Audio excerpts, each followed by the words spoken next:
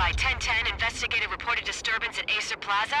10-4 dispatcher, verify address. It's Acer Plaza, repeat, Acer Plaza.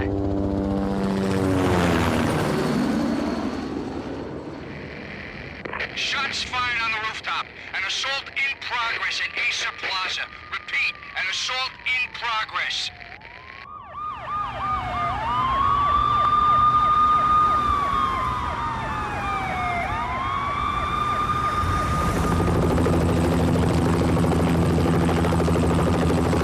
It's a war zone down here. 1085 dispatcher, need additional units. Additional units now. Officer in danger. Officer in danger. 10-5, please repeat, 10-5, all units, emergency. Officer in danger, Acer Plaza, repeat, Acer Plaza, all units. They were all dead. The final gunshot was an exclamation mark to everything that had led to this point.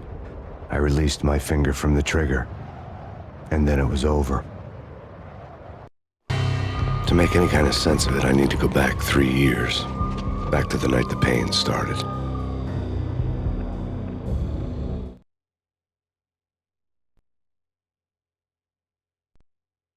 I was still on the force back then. NYPD, Manhattan, Midtown North Precinct, Hell's Kitchen. So when are you coming to work for me, Detective Payne? You'd make me work undercover in some hellhole. Sorry, Alex. Michelle and the baby come first. See? My last smoke. It's bad for the baby. That's you, Max. A regular Boy Scout. See, Alex? You're still on for poker Thursday night, right? Like taking candy from a baby. Life was good. The sun setting on a sweet summer's day, the smell of freshly mowed lawns, the sounds of children playing, a house across the river on the Jersey side, beautiful wife and a baby girl. The American dream come true. Honey, I'm home. But dreams have a nasty habit of going bad when you're not looking. The sun went down with practiced bravado. Twilight crawled across the sky, laden with foreboding.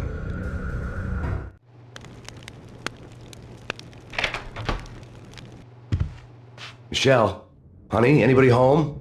I didn't like the way the show started. They'd give me the best seat in the house, front row center.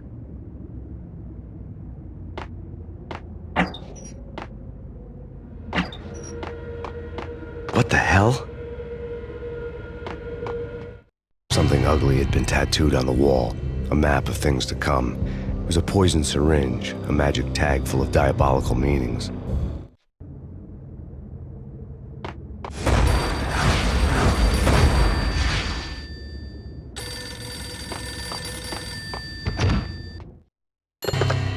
Listen, someone's broken into my house. Call 911. Is this the Payne residence? Yes, someone's broken into my house. They're still here. You have to... Good. I'm afraid I cannot help you. Who is this? Hello?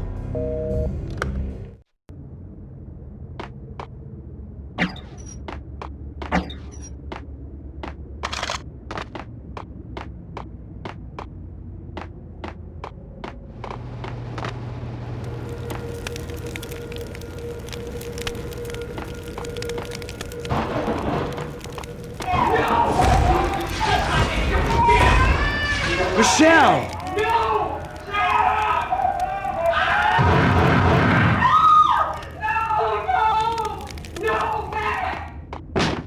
Michelle! Freeze! NYPD, drop!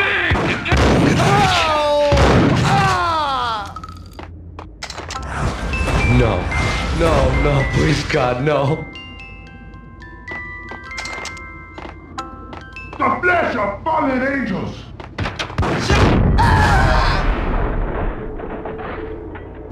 No, God, no, please, Michelle. Oh, baby.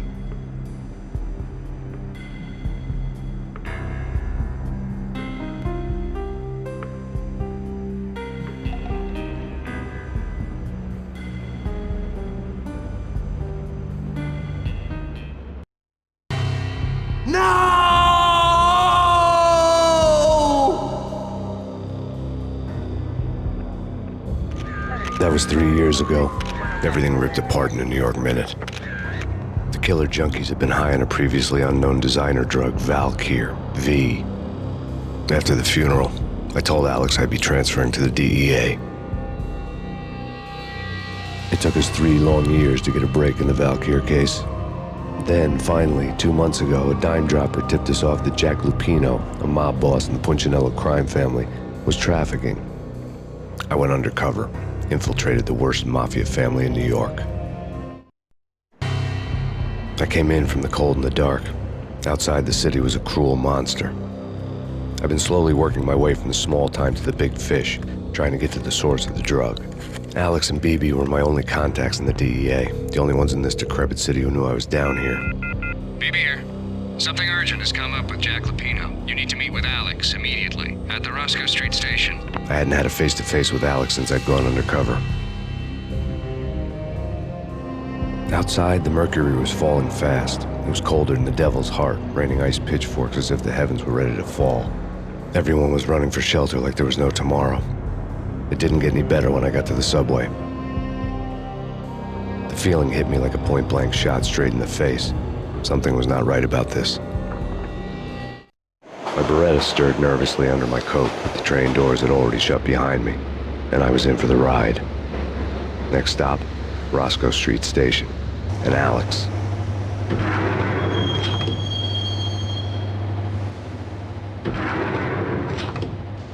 The station was drenched in gloom.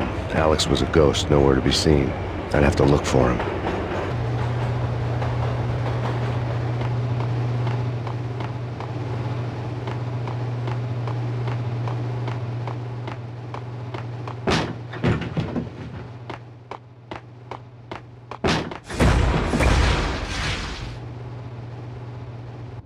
Death was in the air at Rosco Street. I'd have to find Alex fast.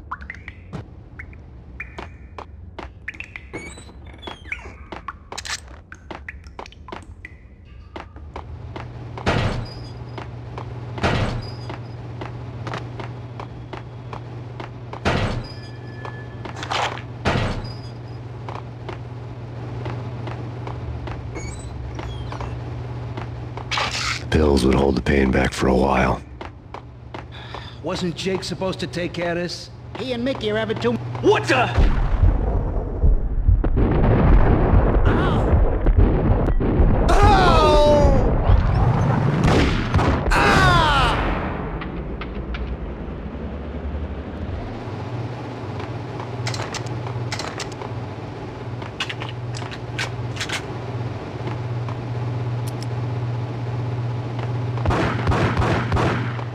Yeah, he's dead. Yo!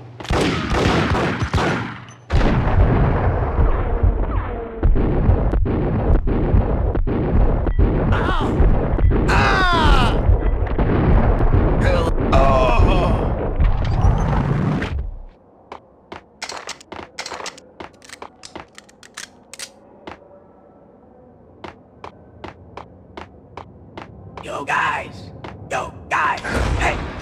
Hold it!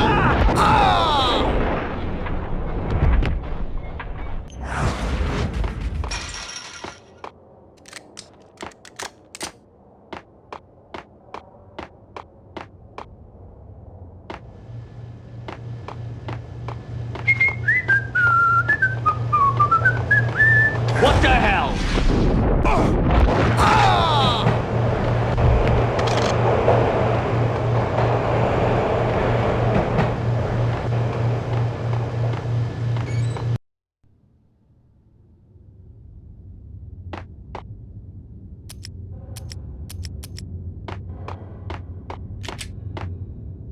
True. Yo!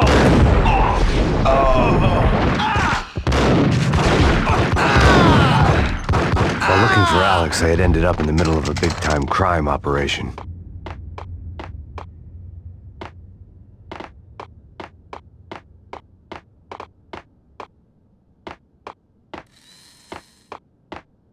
Kiss it. No!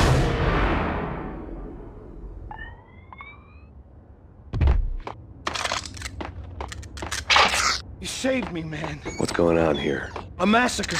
These armed thugs just appeared from nowhere. We need to get help. I can make the call from the control room 1 floor up. Can you take me there? Sure, sounds good. Follow me.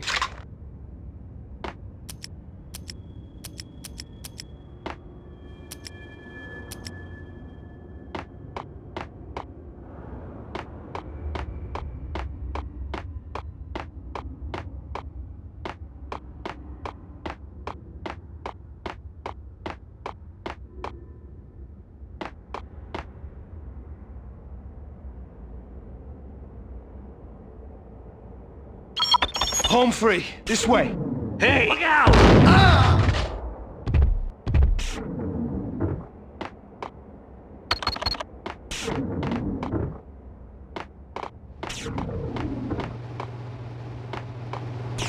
Get him!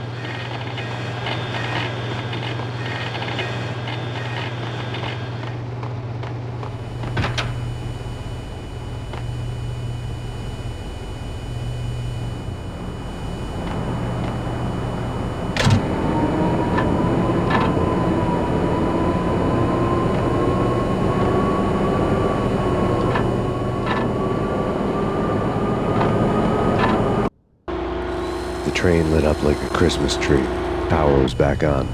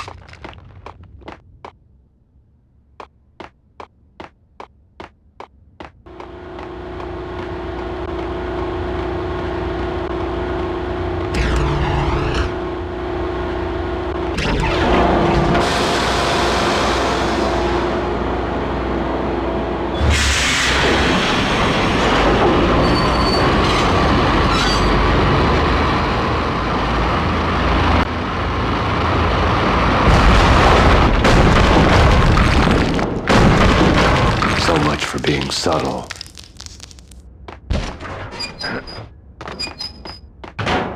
What the hell? Hold it! Ow! Ah! Ah!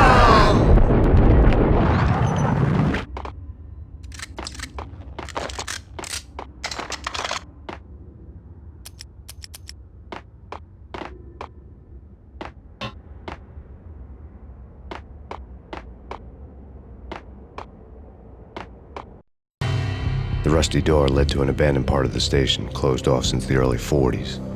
Something big was going down at Rosco Street. Maybe that's why Alex had wanted to meet me here. Maybe not. One way or the other, I was gonna find out.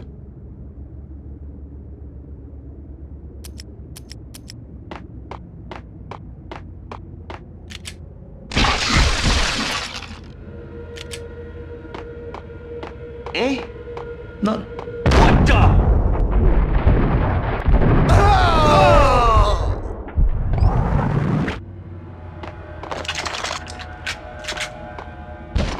Hold it! Ah!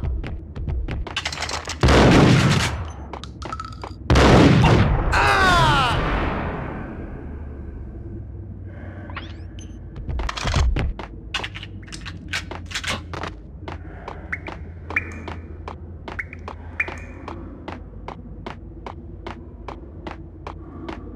Like Lupino. Now that's spooky.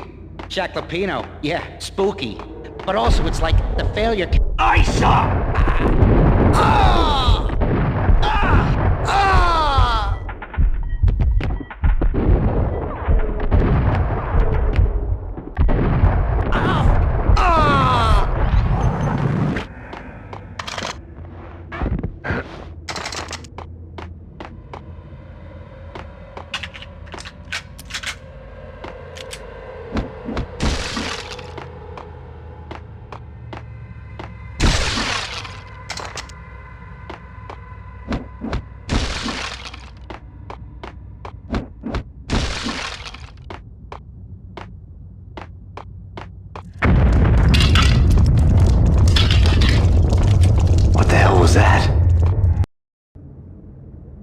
Hold on here. Give me the I saw. I saw.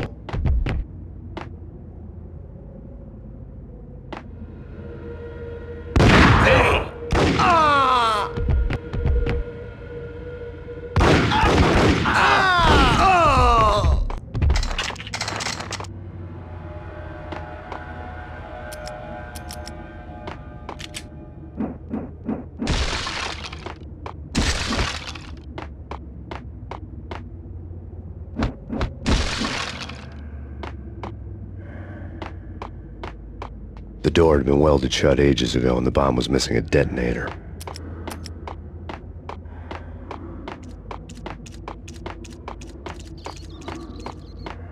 Okay, fellas. The police are on their way.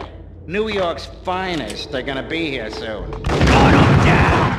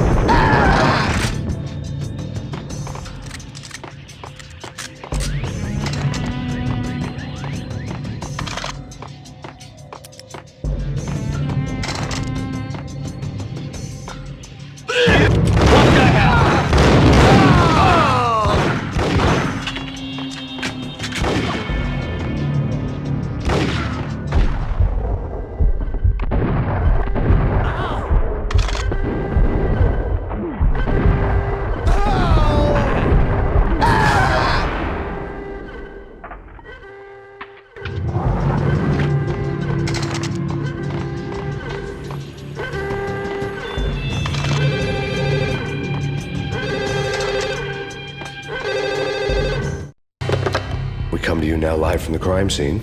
Who is this? Right back at you. This is Deputy Chief Jim Bravura from the NYPD. You are to cease your criminal activities and surrender immediately. Sure thing, Jim.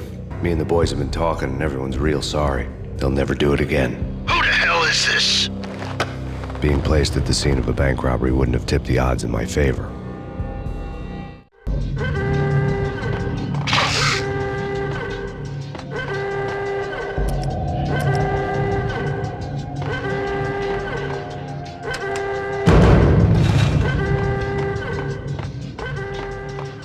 The bank robber's score lay on the table.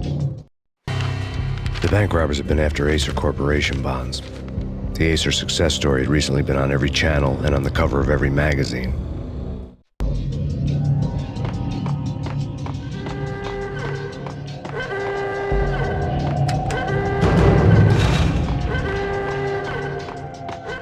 The bank robbers had left their tools on the table. Judging by the detonators, the crooks had bought enough explosives to send Lady Liberty into orbit.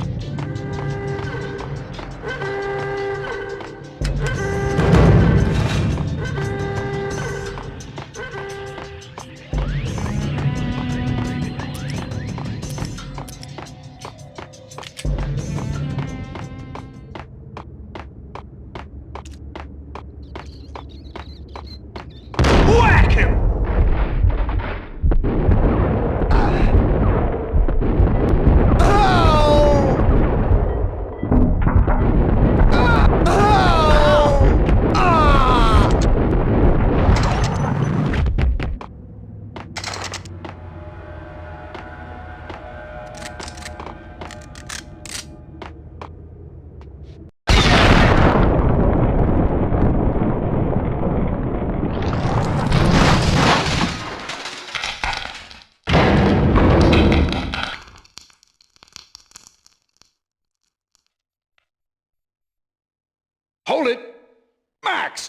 Jesus, you almost gave me a heart attack. I nearly shot you. Alex, I'm glad to see you.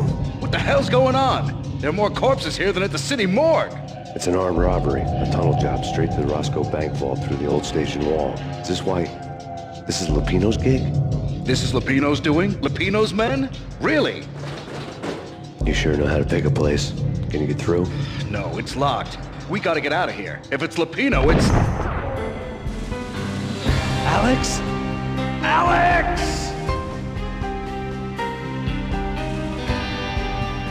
There was nothing I could do. He was dead. I could tell by the empty, accusing stare of his eyes. Whack the sucker!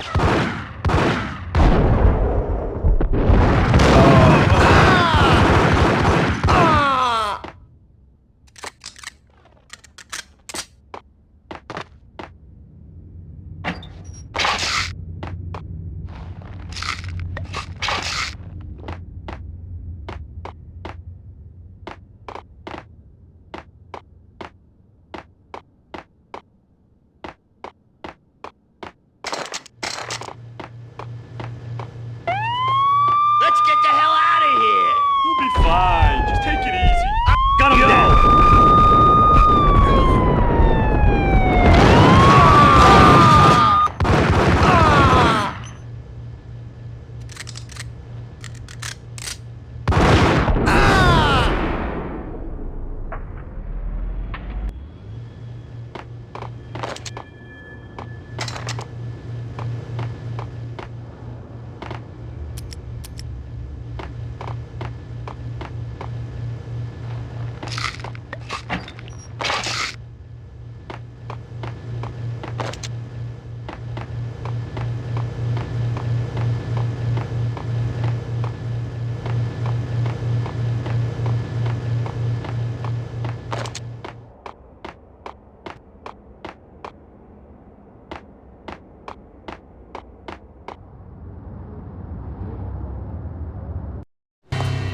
Alex had kept me relatively sane for the past 3 years. Now I didn't know how I felt. Somehow he had stumbled upon something big and ended up stepping on Jack Lupino's toes. Lupino ran his racket of sex, drugs, and contract killings from a sleazy hotel in a slum block of tenements. The NYPD was closing in. I could hear the sirens. Their wail was a crescendo. Lupino thought he could get us by taking Alex out and leaving me to take the fall for it. All he had gotten was my attention. I went for the hotel first. It was a sad old thing with flickering lamps and faded colors, cheap mobster punks and tired-eyed prostitutes. I walked straight in, playing at Bogart, like I'd done 100 times before. The place was run by a couple of murdering mobsters with shark smiles. The Finito brothers. Ladies and gentlemen, it's the pain in the butt. Pain to the max. You're killing me. Did you make that up yourselves, or you get some wino downstairs to come up with it? Don't answer that. A rhetorical question. I got something for the boss. Lupino around? That kind of depends on who's asking. A friend or a junk squad plan. Don't answer. It's one of them, how do you put it, rhetorical questions. Lupino ain't here, but he says bye. Lupino wasn't in his cheap hotel. Instead, I ran into the Finito brothers. My cover had been blown. The door slammed shut behind me. And then I was dodging bullets like raindrops. Pain in the butt. Ha ha! Pain to the max. Junk squad kid. Gotta take you to Marble City for you. Deeper than lying down. Freak it out.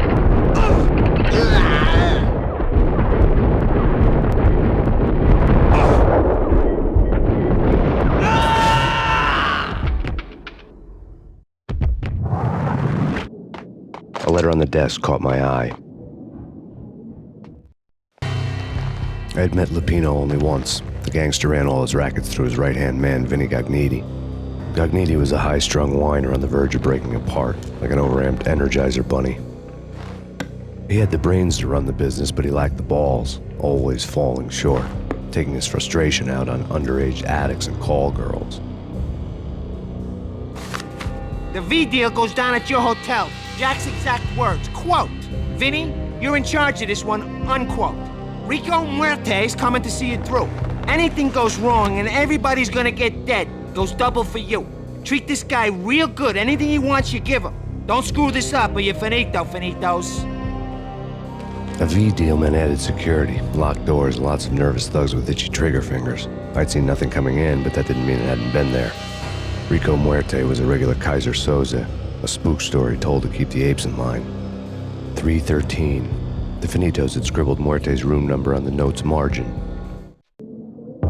Bosses! Everything all right? Bosses! Joey! Vigilio! You all right in there? They're not answering. Call the others. Tell them to come quick. Okay, but we can't wait for them. We gotta go in now. Bosses! We're coming in! There he is!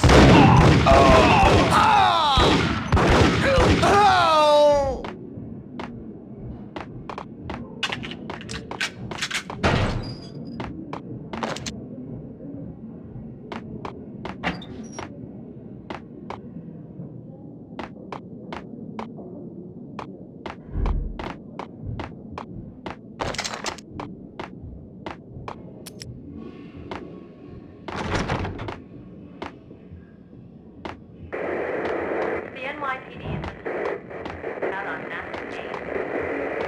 Killer storm. Chief Jim Rivera. Take whatever steps necessary. Here stated that Valkyr represents the NYPD is in his press conference today, the mayor stated that Valkyr represents a clear danger to New York and called for drastic actions to eliminate the problem. On today's top story, the Valkyr crisis worsens with the murder of DEA Special Agent Alex Balder. Special Agent Balder had been shot repeatedly from a point-blank range. The gunman has been identified as Max Payne. The noose is sure to tighten around this fugitive criminal as more NYPD units join the search to apprehend him. I had just gotten my 15 minutes of fame.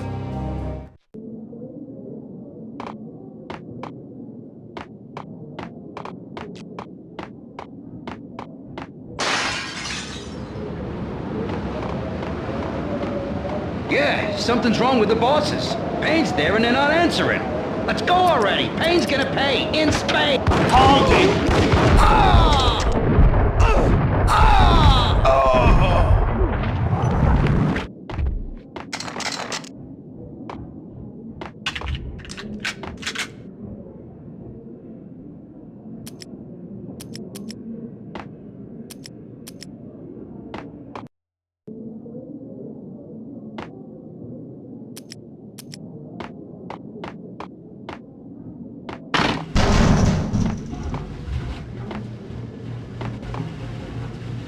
Hold it! Ah!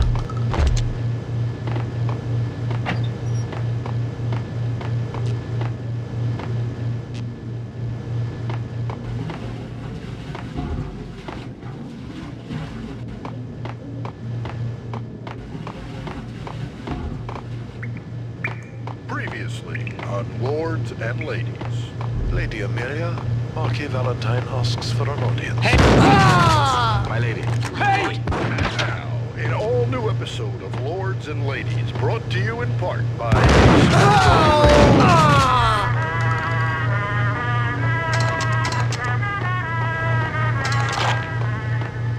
My lady. My lord? My lady, there is a matter of great importance I must bring to your attention. My lord, there is? Indeed, my lady, there is indeed. From the very first moment, upon that distant forest path, there has been sunlight in the autumn leaves blazing like the colors of your hair. Oh, my lord, you should not speak so. But, my lady, I must. My lord, no! I forbid you. This cannot be. This must not be. V-head junkies could go off without a warning. My lord, I had to be careful. Do not force me to speak the words. I think I died. Lady, I beg you, I would rather die than not know. Yes, my lord, we should both be dead, for this shame is too great for the living. My lord, I am your long-lost sister.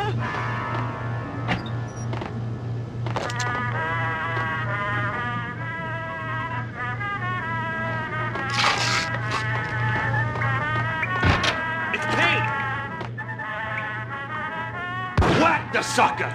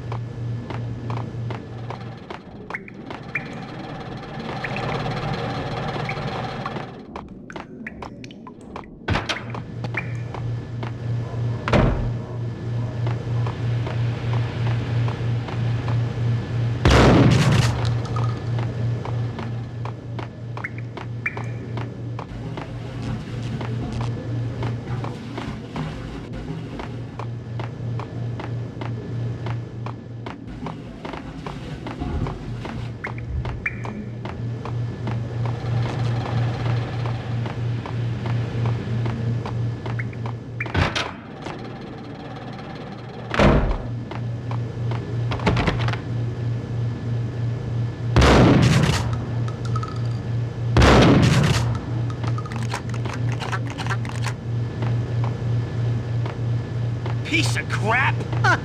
Oh, careful, it might kick back. Whack the sucker!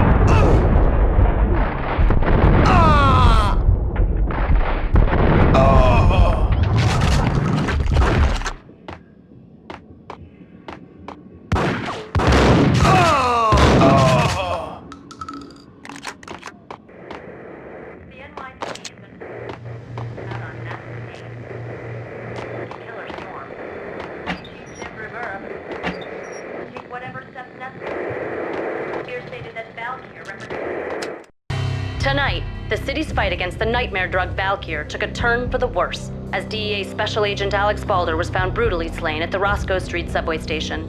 A suspect was seen leaving the site only moments after the shots had been fired, and the NYPD is currently in pursuit of Max Payne, a repeated felon believed to be armed and extremely dangerous. And now the weather. The worst winter storm in recorded history continues to pound the city. The NYPD is in...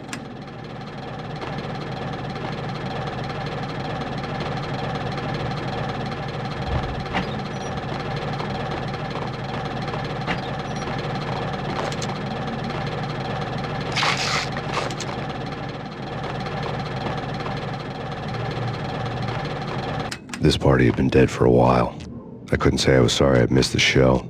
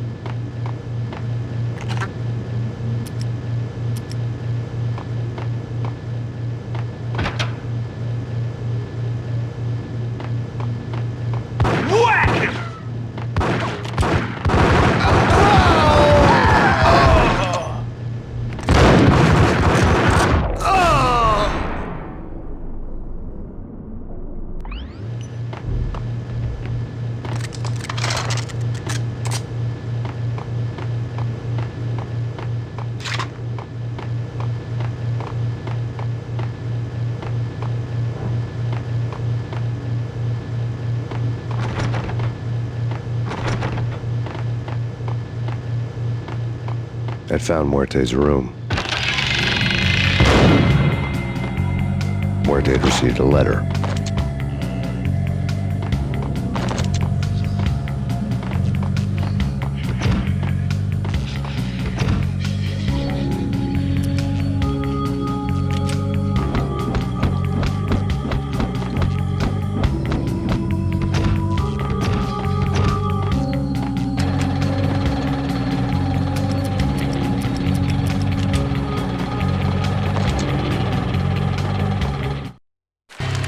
Our investigation had turned up nothing to link Angelo Punchinello, the head of the Punchinello family, to Valkyr. All tracks had ended with Jack Lupino. The letter in Muerte's room was signed by the Don himself. It was the first hint that the Kingpin knew what was brewing inside his syndicate. The trouble you got into after the Chicago screw-up. The Punchinello family bailed you out. You have been waiting for a chance to pay us back. One of our trusted boys has a monkey the size of King Kong on his back. We need your special skills for backup on a major deal. Collecting evidence had gotten old a few hundred bullets back. I was already so far past the point of no return, I couldn't even remember what it looked like when I had passed it.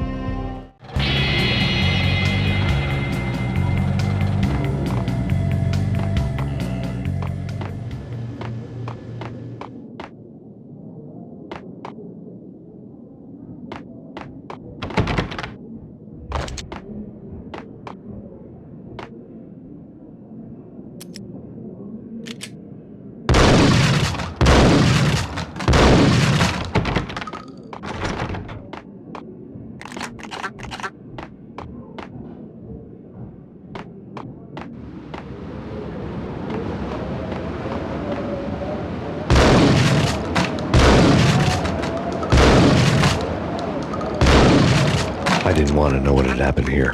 It was not a pretty sight.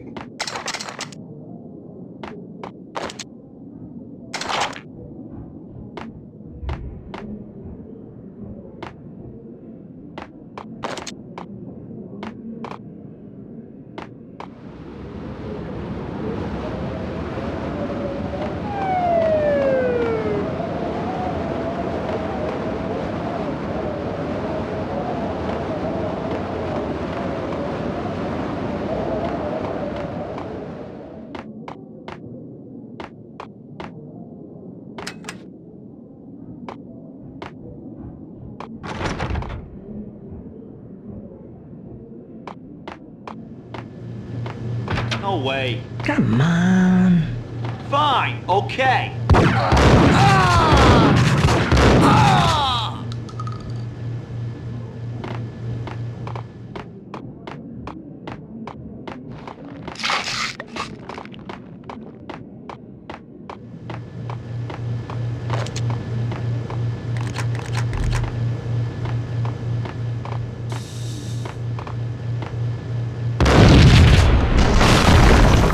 Hey!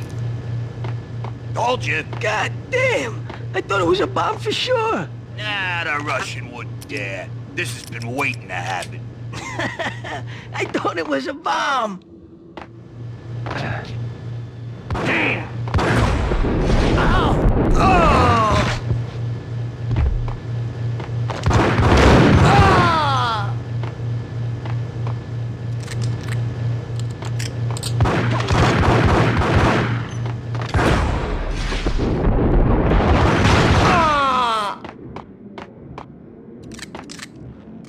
Ah! Sorry. Get away. Get away. Get away. I think I died. Think I...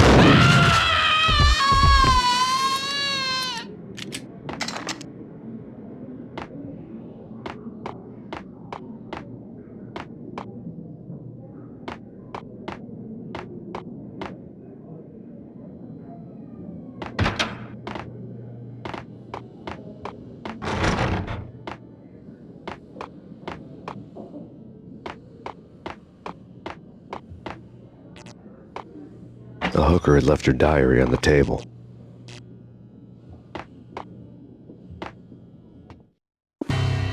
The diary belonged to a hooker named Candy Dawn. The read would have made a vice cop blush. Had talks with the mystery hag over the phone again. Sent her the latest One-Eyed Alfred tape. As long as the hag keeps paying for the tapes, the old man could come every day for all I care. She had a nice sideline, making secret X-rated flicks of her clients and selling them to the highest bidder. It would get her killed if her V-fix for the day didn't do it first.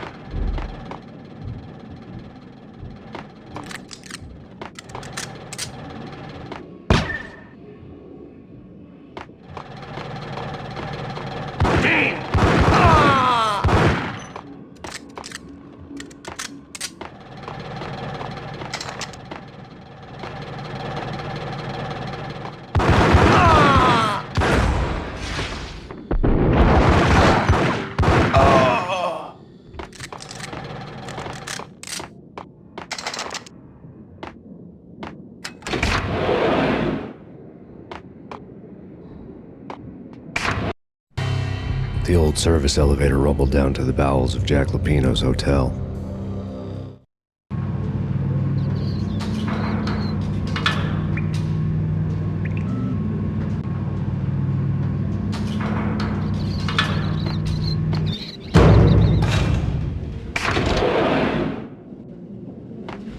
It was freaking crazy.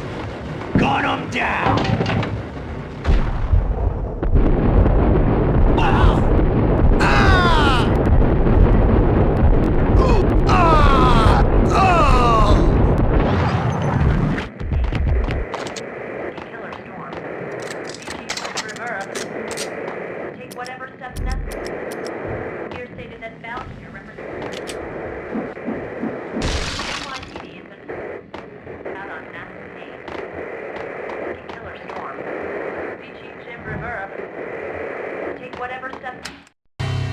A winter storm warning is in effect in the whole tri-state area, as both freezing rain and heavy snowfall continue. Many roadways are already closed, and people are advised to stay indoors. The severe blizzard has ravaged New York for 3 days now, with no end in sight. We'd been snowed from the start in the Valkyr case. The forecast said there was plenty more where that had come from. But the snowbound city was on my side. Less chance of innocent bystanders getting caught in the crossfire.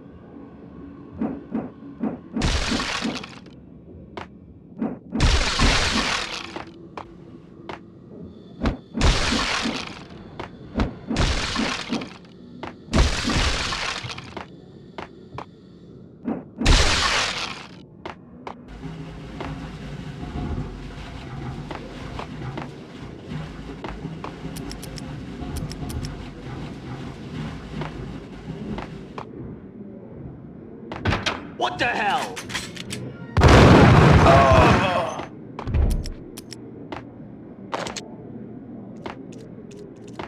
Exhibit number 1, a newspaper.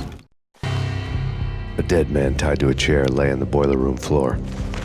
Captain Baseball Bat Boy has an unbeatable track record in superhero death matches.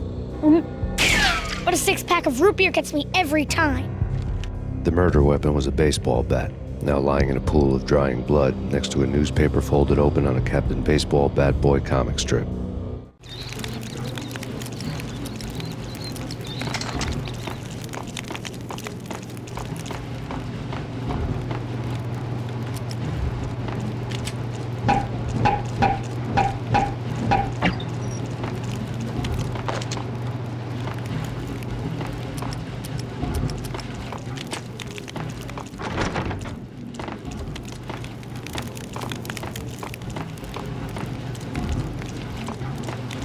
Take vampire movies. Why they always gun them down?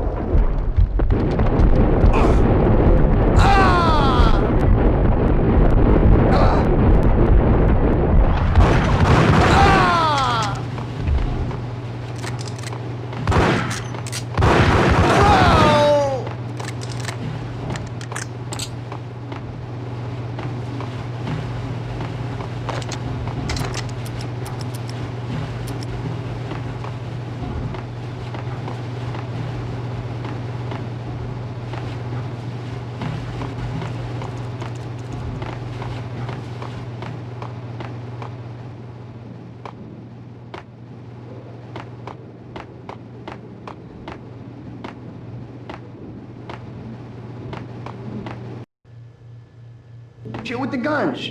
Trust me, you don't want to piss Muerte off. Gentlemen, let's do business. Green for green. Cheers at green-eyed angels. Amen.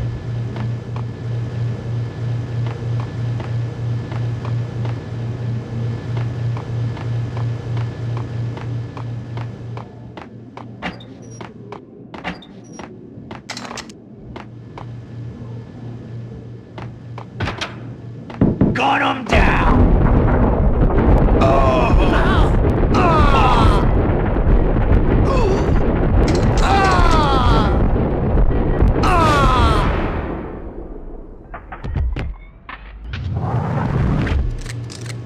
A lifetime ago, this would have gone down as a narcotics arrest. There was a key on the table.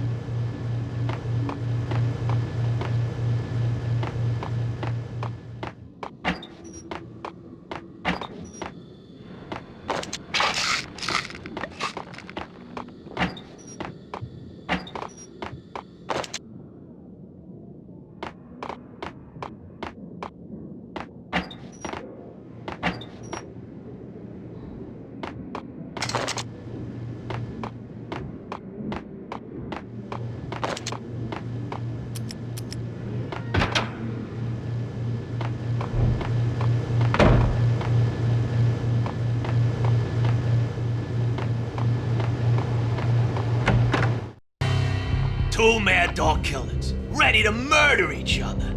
They step into the next room, and I'm thinking, now they're gonna do it. But no. They sit down in front of a TV and solve their differences with the kung fu fighting video game. I tell you, Candy, I was so depressed, I strangled them both with the video game cables. Oh, Rico, you're so bad. I am, ain't I? Rico Muerte, big-time hustler. Who the hell? It's that cop. Muerte went for his gun. Do something. It's Payne!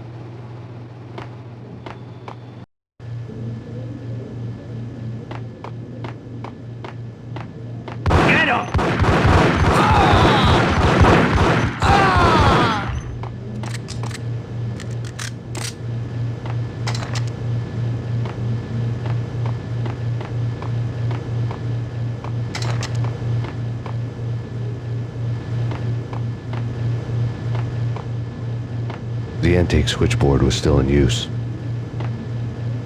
There was an old telephone switchboard in the back room of the reception area, the kind that made phone tapping child's play. It wasn't hard to picture a fat pimp sweating with headphones on, listening to his hookers talk dirty and fake orgasms over a web of party lines, the blood veins of New York.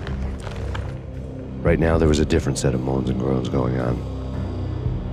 Boss, Corneli, this is Max Payne. He came, started capping us. He killed him. Are you freaking kidding me? He's just one lousy cop. You better be freaking kidding me. Whack him. What's the freaking problem? Hello? Answer me. Hello? The word was out. A deadly virus released into the city's corrupt circulatory system. Something wicked this way comes. Max Payne at large.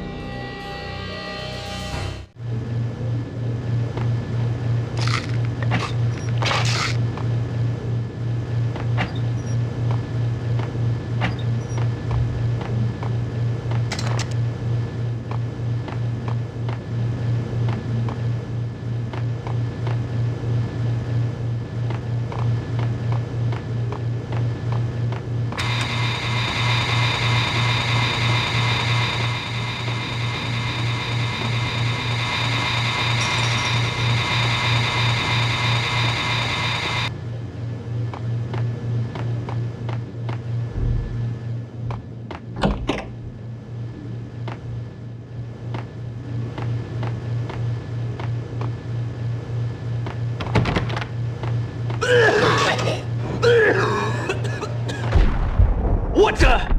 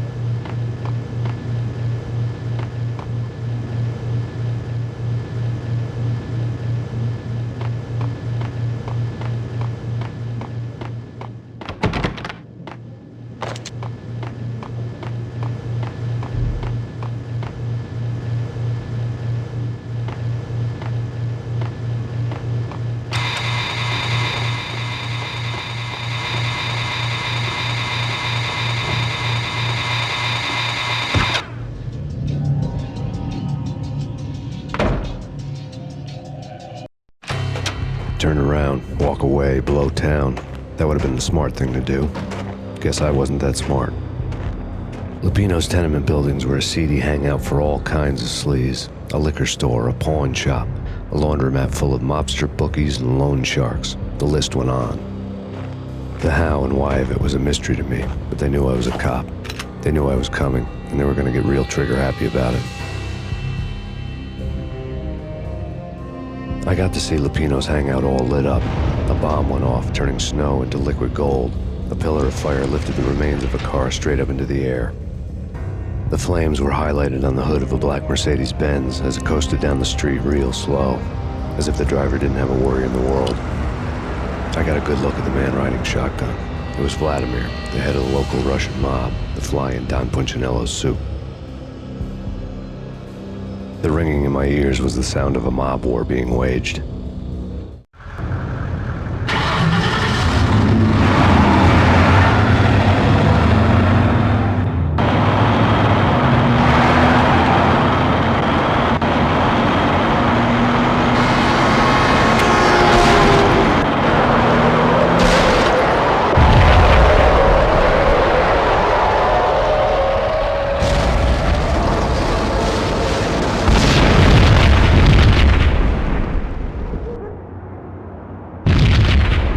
Another bomb exploded inside the closest slum building. It was a lucky break. The goons inside were spooked, but luck always came with a price tag. More bombs could still be ticking inside, and the cops would already be on their way. Jack Lupino's suite was on the top floor. At least it used to be, before the explosive makeover.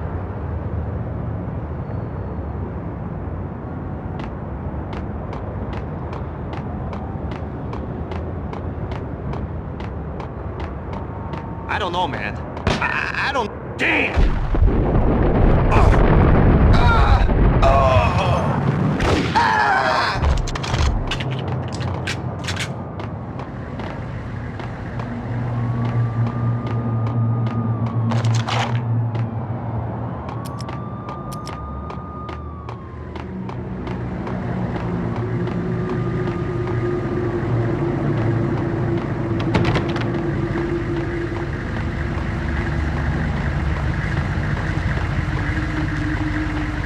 The headlines were a depressing read.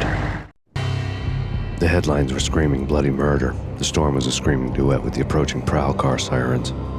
It was all a scream when you were down for the count and wanted for murder.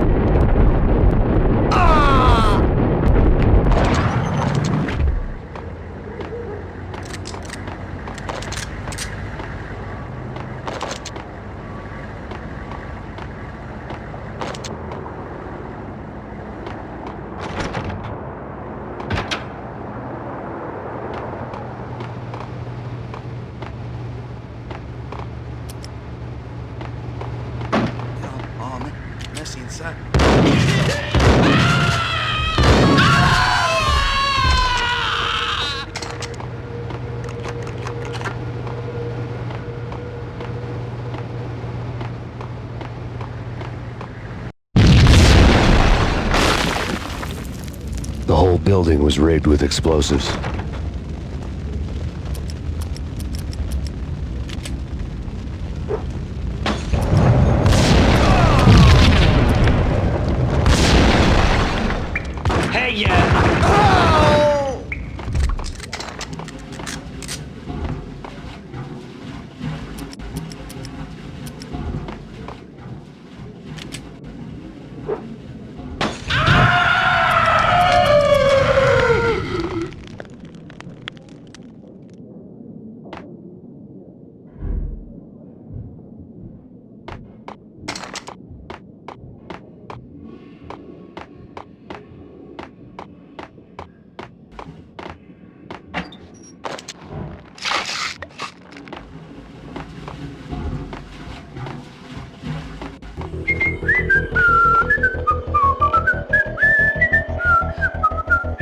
the hell?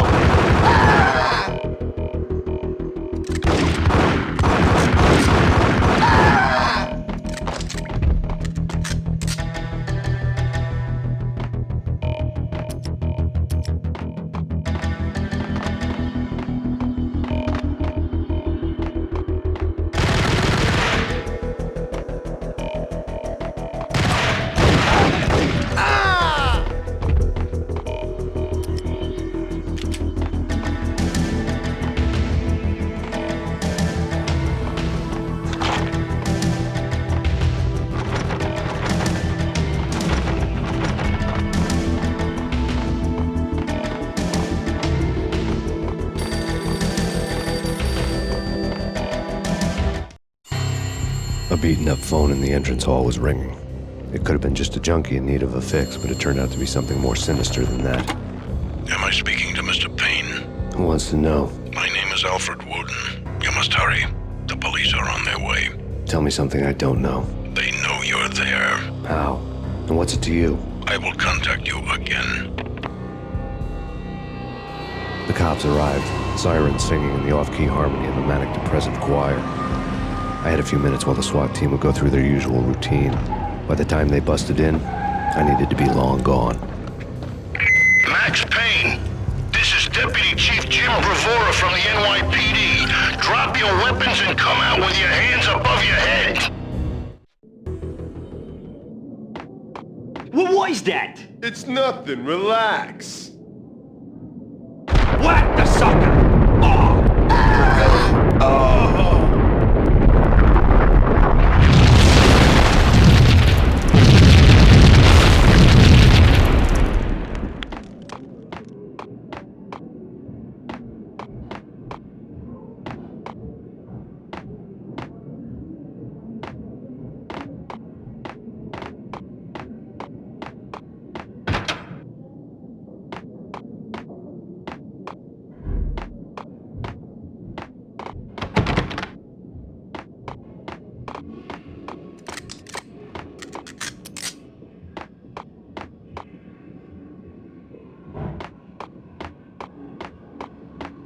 A locked door barred my way. I needed a key.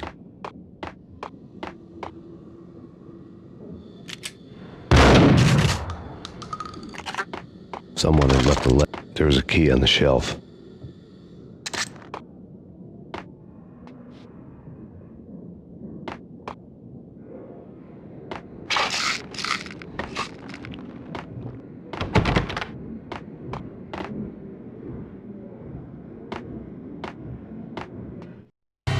Suddenly it all made sense. The bombs, the Russian mob boss making an appearance in person. Gagnidi was his usual self, all talk and no walk. After our hit, the Russian has only a couple of guns left and they can be bought. There's no freaking way he has the guts to try anything after that. As it turned out, the Russian had plenty of guts. One thing you could count on, you push a man too far and sooner or later he'd start pushing back.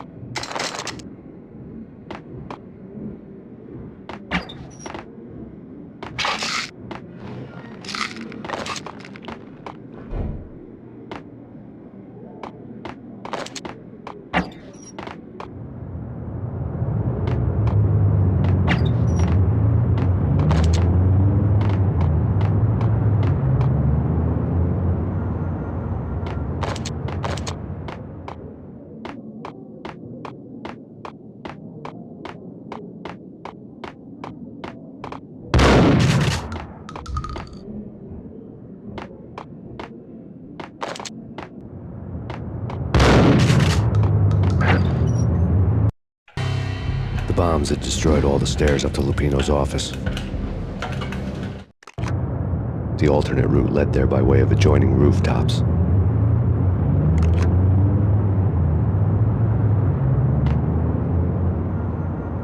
It's never been this cold. Never ever. It's like the sky's falling. Yes, sir. It's the end of the world as we know it. And I don't feel fine. I don't feel anything. Not a thing. I'm freezing my butt off.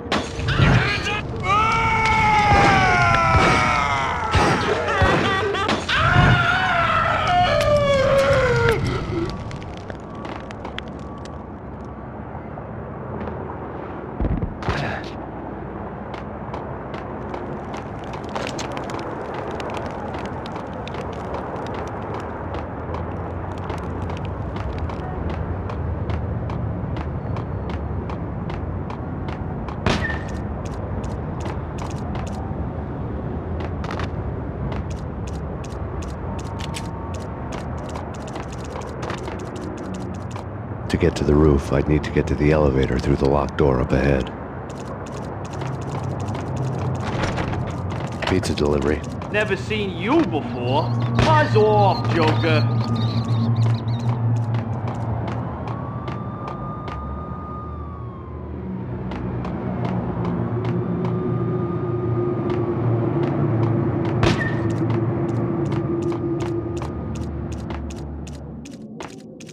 Get away. It's coming. Get away. It's coming. Get away. Get away.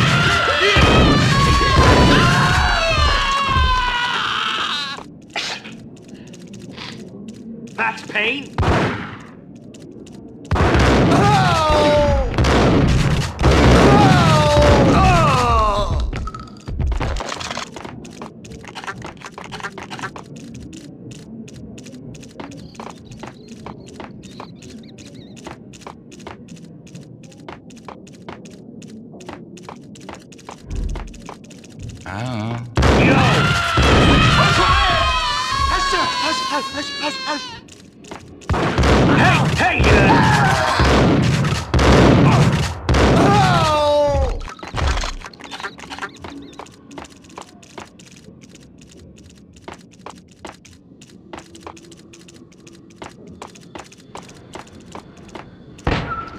No, don't shoot. You know the clowns at the laundry? Me? No. You're no good to me then. What? No, the laundry, yeah. I know him, yeah. Get me in there. Okay.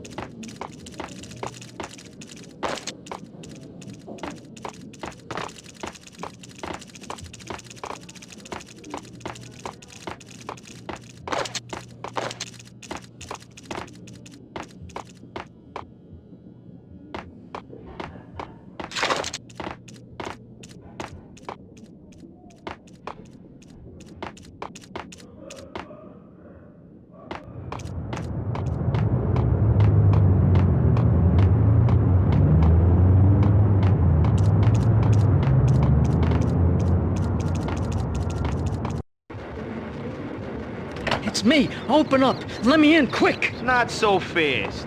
The password. John who? Come on. Oh, okay, John Woo. All right. Come right in. It's a trap! It's Payne! There he is.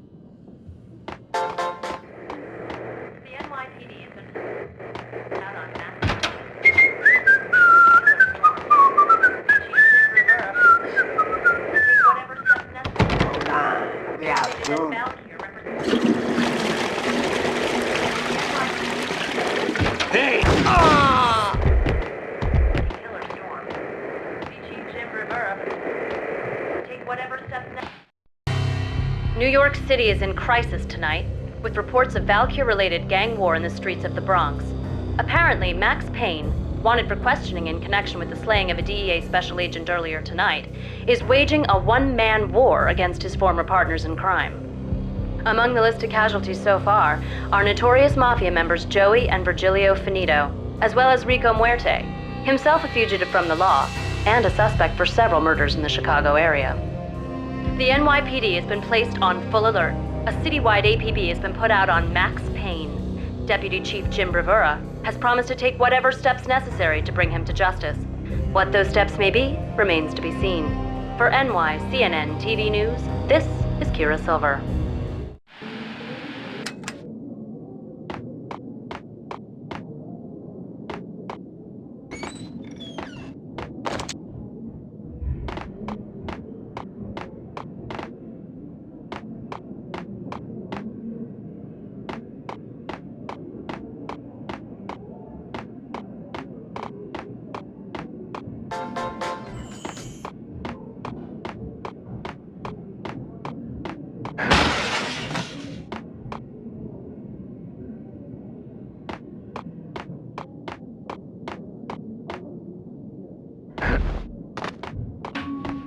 This week on Address Unknown.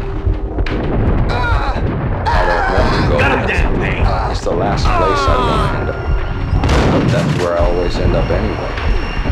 Only, it's not me talking to the flamingo, but some...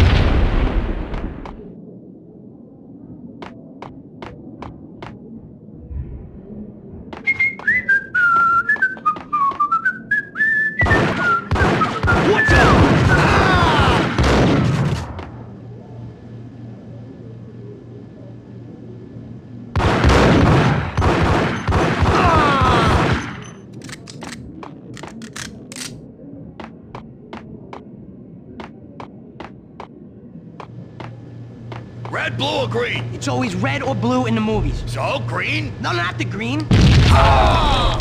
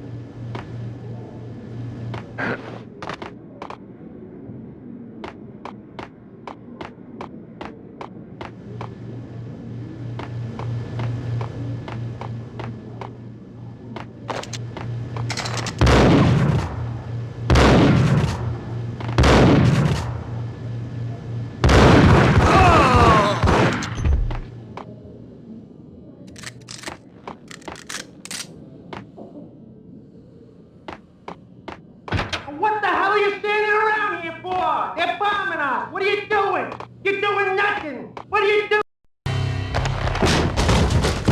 Vinnie got needy. Just the man I've been killing to see. Payne? Freaking Fed! I knew from day one there was something screwy about you. What do you think you're doing? You're a freaking cop. You ain't got squad on us. You can't just come in here waving your piece like it meant something. Yeah! God! Oh, God, you shot me! Ah! You're dead, Payne! And what the hell are you waiting for, you apes? Kill him! Kill him! With pleasure, boss. Gagniti bailed. I made like Chow Yun Fat.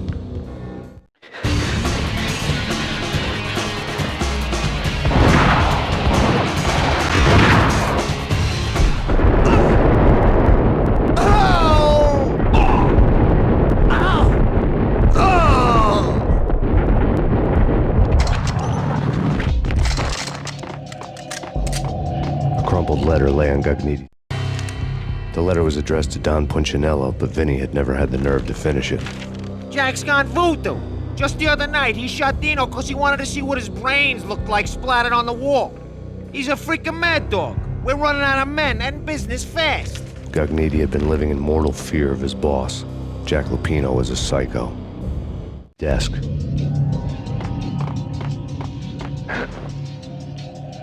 Vinnie Gagniti was running scared. He could run, but with a bullet in his stomach like a broken bottle of Tabasco, he was quickly running out of time. He knew where his boss was, and I wanted to square things up with Jack Lupino. Gagniti would be moving fast. I don't know about angels, but it's fear that gives men wings.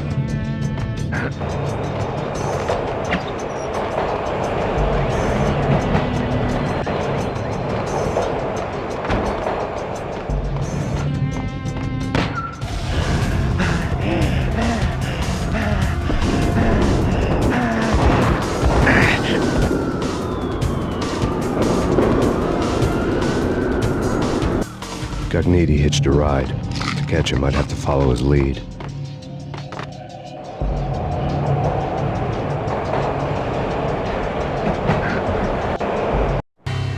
This was my second train ride of the night. The way it started didn't promise anything better than the last one. Freezing wind tearing at my face like sandpaper and razors, ice hard and slick under my hands and feet. And somewhere in the background, the wail of sirens, the city howling after me. New York sped by in fast forward. Dark rooftop water towers and a dead forest of antennas and chimneys, all a blur. When the train he was riding slowed down, Gagniti made his move.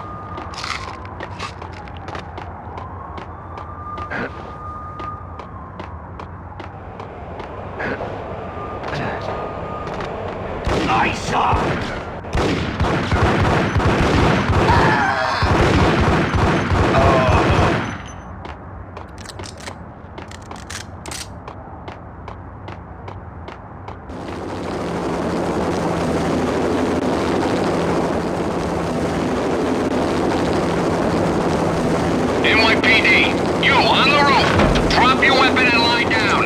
I repeat, drop your weapon and lie face down. It's Payne! He's coming down the stairs! Shoot the bastard! Okay, boss, you got it. No problem. All right.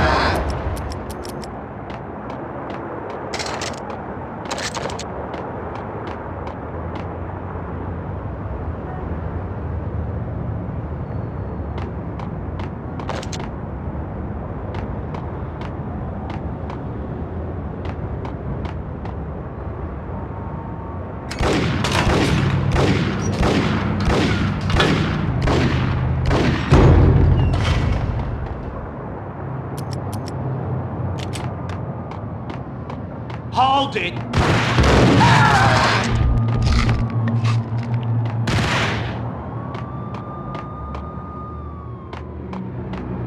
Hey,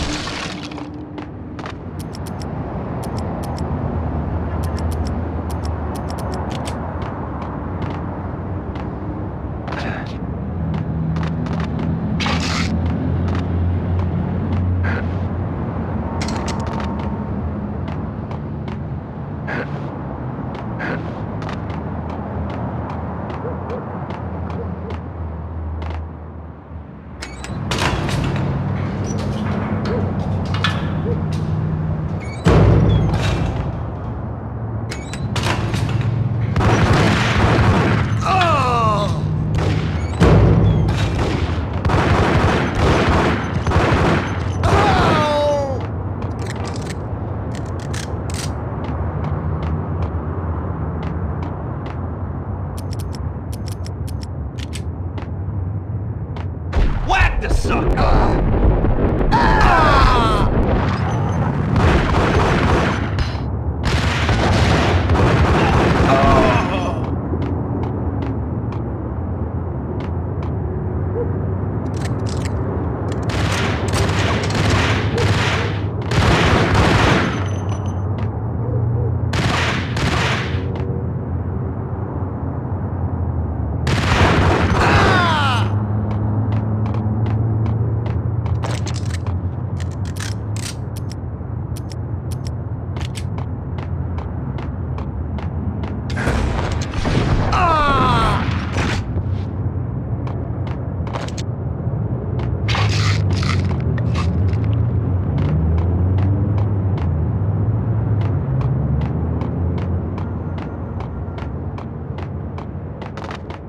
We're gonna be rich! Freaking rich! Even richer than that, wise guy. Freaking rich!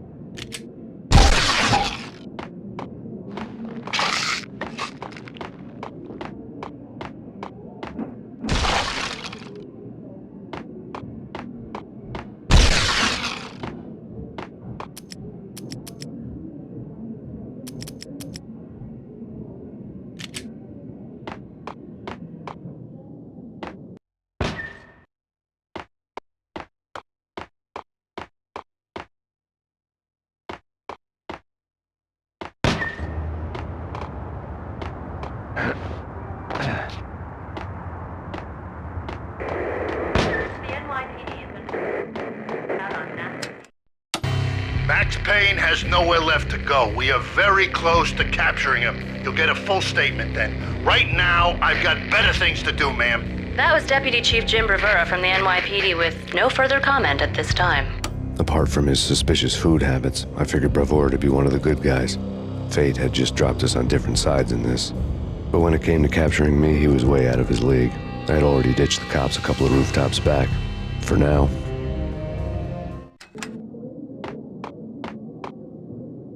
He's coming! I can hear him! Ready? Keep your gun pointed at the door.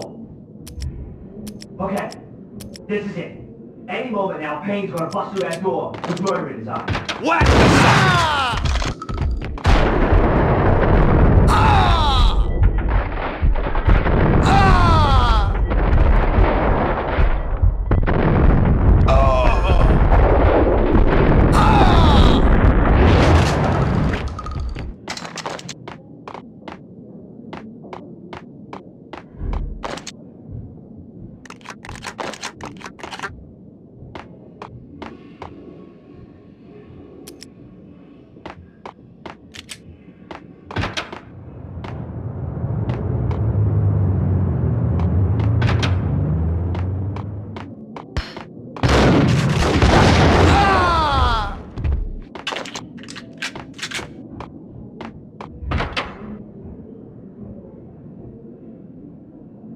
me, goddammit! Payne! I'll kill you, you lousy freaking cop!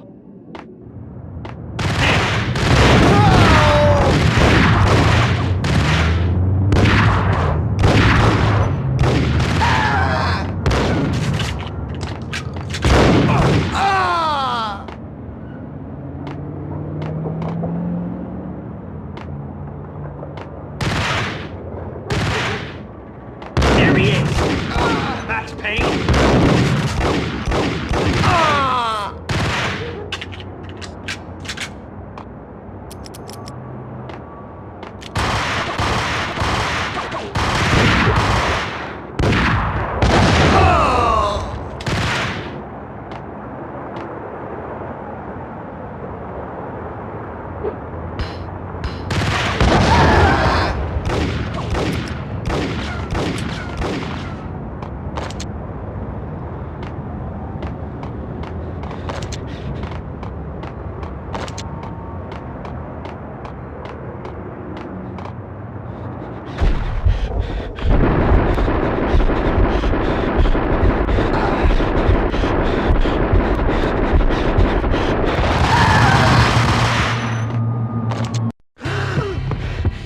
Gognitti ran out of steam in a dead-end alley with steam boiling out of the sewer grates like all the fires of hell were burning high beneath us. It was shakedown time. Where's Lupino? Screw you! Bad start, Vinnie. Police brutality! I rate pretty high on that. You can't just hurt me in cold blood? Just keep telling yourself that. Listen good, Candyman. I'm not gonna be anybody's fall guy. I want to know where your boss is hiding. There was no glory in this. I hadn't asked for this crap. Trouble had come to me in big dark swarms. The good and the just were like gold dust in the city. I had no illusions. I was not one of them. I was no hero. Just me and the gun and the crook. My options had decreased to a singular course. I'll tell you, just don't hurt me no more. Lupino's at Ragnarok, the nightclub. Book me, take me, hold me to the freaking jail, just don't hurt me. Your rights will be ready at your funeral. Ragnarok was Lupino's private nightclub, a den of drugs built into an old theater. I knew what waited inside. V-head junkies ready to explode in random acts of senseless violence, and Lupino's goon squad, the worst stone-cold killers this side of hell. Ragnarok was as inviting as a headache, flickering and flashing to a machine gun beat. The belly of the nightclub was a gothic theme park that began with bondage games and led to the nasty stuff from there. As subtle with its dark message as a cop killer bullet through the heart, like father, like son, just like Jack Lupino.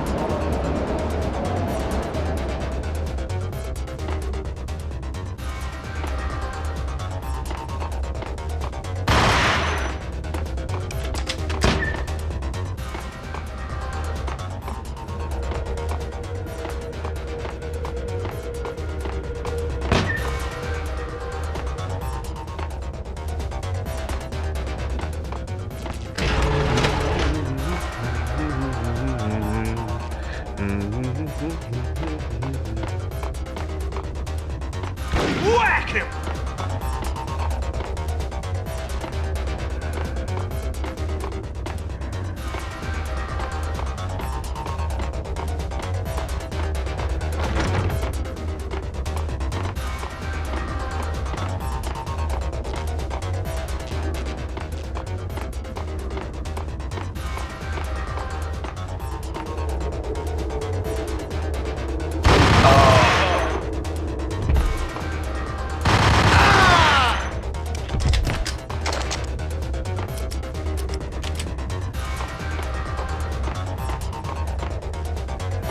The book had never been a bestseller.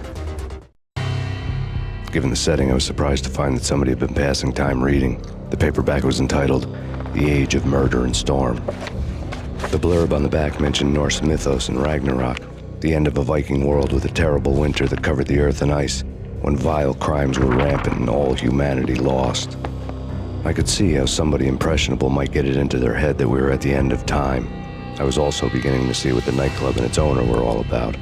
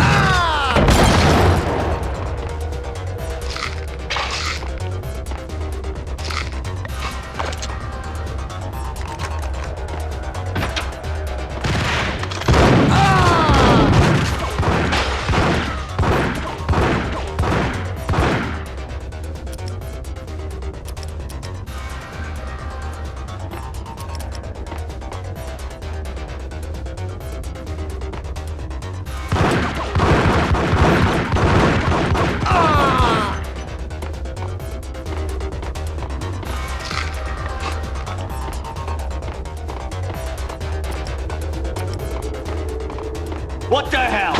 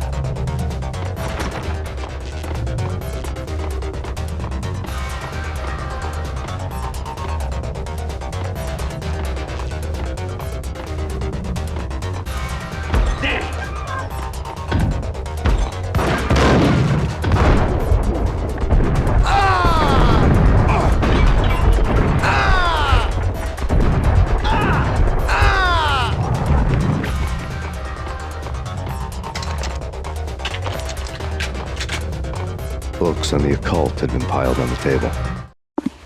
The room was stacked with light reading, such as Necronomicon, Witchcraft, and Paradise Lost.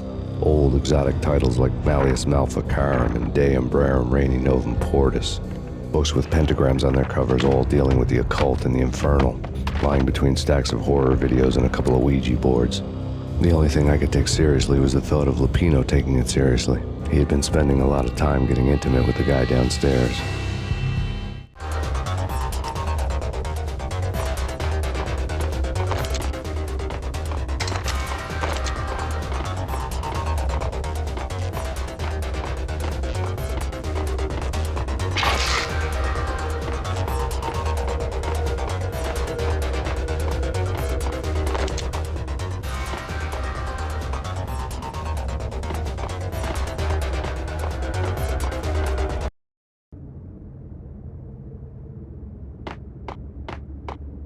What with Dino and all, I wouldn't say anything to his face. He might not... Who knows what he'd do? It's Payne!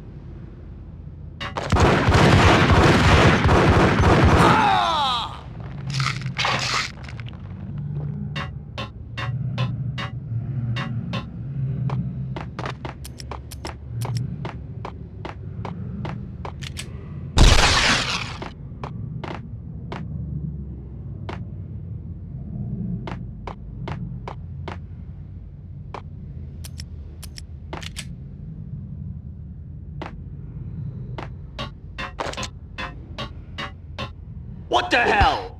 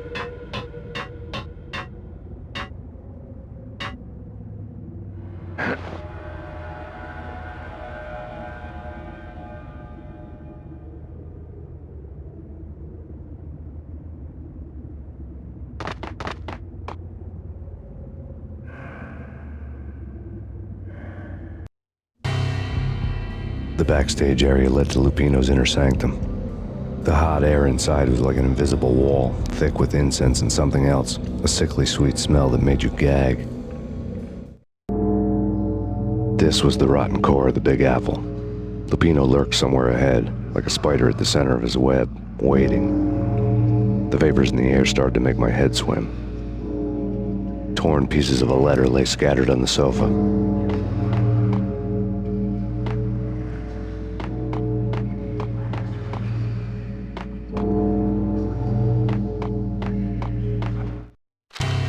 Punchinello had threatened Lupino in writing. The note had been torn to pieces, bloody fingerprints all over them. Don't want you to think that one of my boys is not playing with a full deck. Shape up, Jack. We are running a business here. I'd hate to send the trio to strong-arm you. The trio were the Don's notorious henchmen. It was obvious that Lupino hadn't been intimidated by the threat. Lupino's notes covered the table. Jack Lupino was crazy, all right. The table was scattered with notes of demented arcane nonsense written in rusty blood, a mishmash list of demons, devils, and dark gods evoked.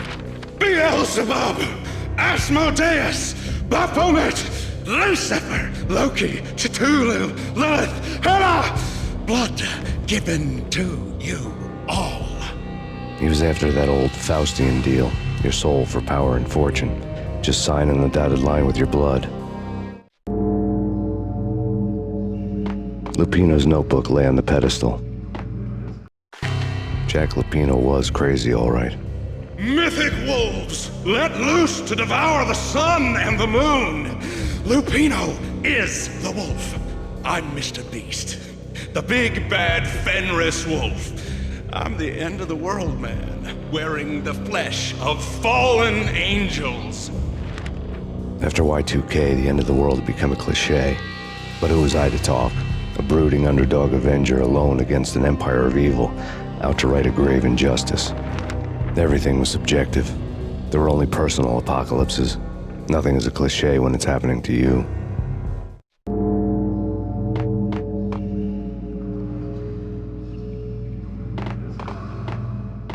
The flesh of fallen angels! Come to me all! Astaroth, Beelzebub, Asmodeus, Baphomet, Lucifer, Loki, Satan, Cthulhu, Lilith, Hela! Blood to you all! Secret, living under the skin of reality. I've seen it. The corruption of flesh. I'm the wolf, yeah! I am the wolf! It's close. It's coming. You have come. A witness to the end of time. It's now! I will rise to her side! I don't need the words! I'm beyond the words!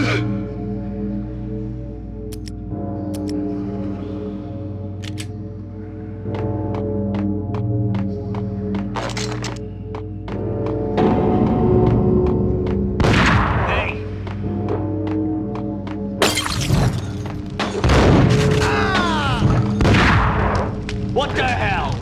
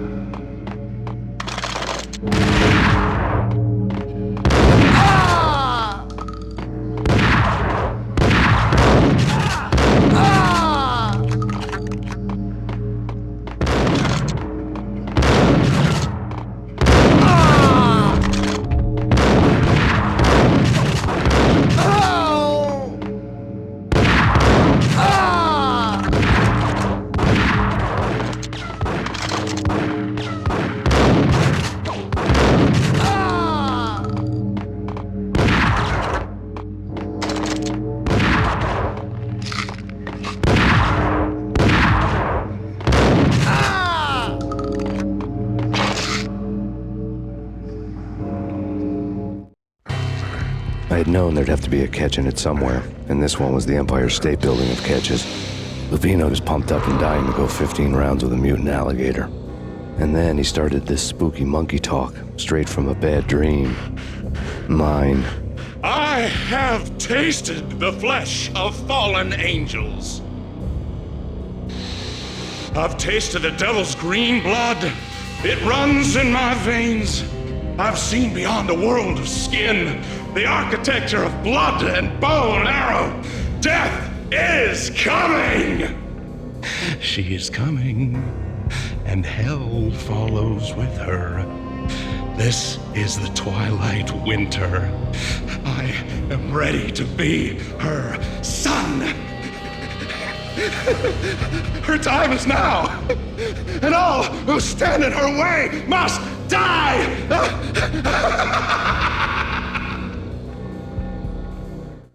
Die! You'll die! You'll die! Now! All die!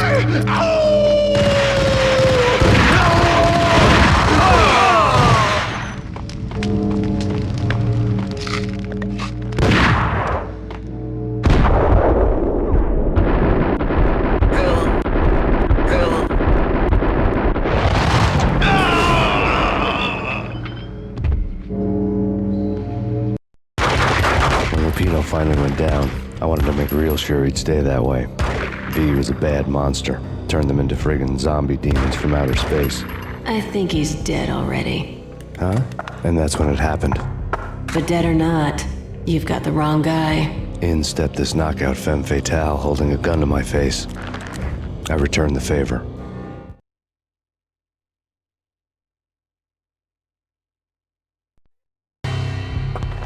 Lisa Punchinello. Lisa Punchinello was the Don's wife. Mona Sax. Lisa's evil twin. Your safety's off, evil twin.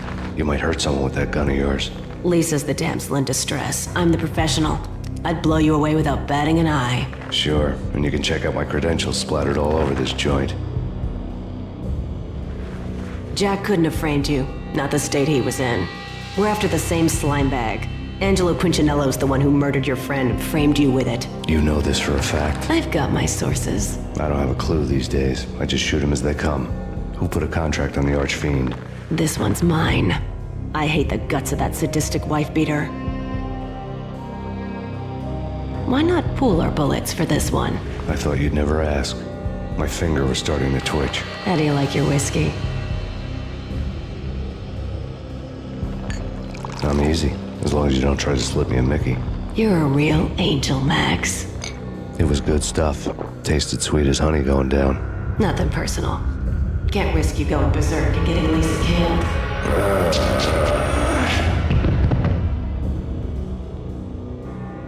The nightmare was always the same. Violent shapes moving in darkness, old and ugly. The killer's mad laughter was a riddle filled with wicked innuendo. Somewhere, the baby was crying.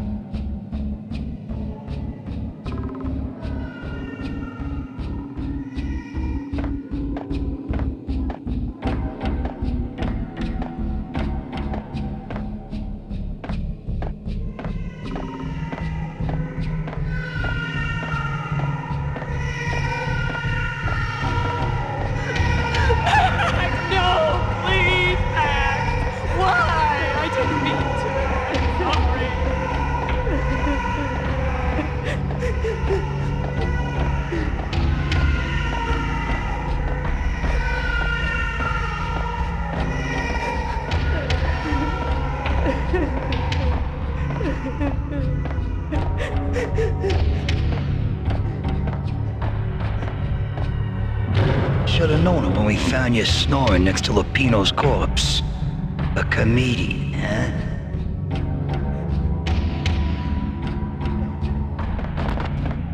The pictures were filled with good old times. Alex and I had a few moments of glory between us. Crime-fighting comrades, the best in NYPD DEA collaborative team. Good-hearted macho bullshit like that. I would have given anything to have him here as my backup. No such luck. No luck at all.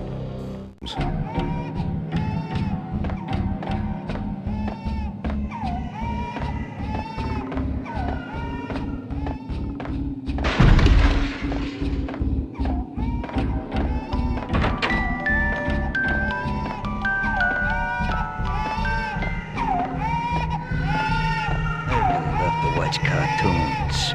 Captain Baseball Bat Boy's my favorite.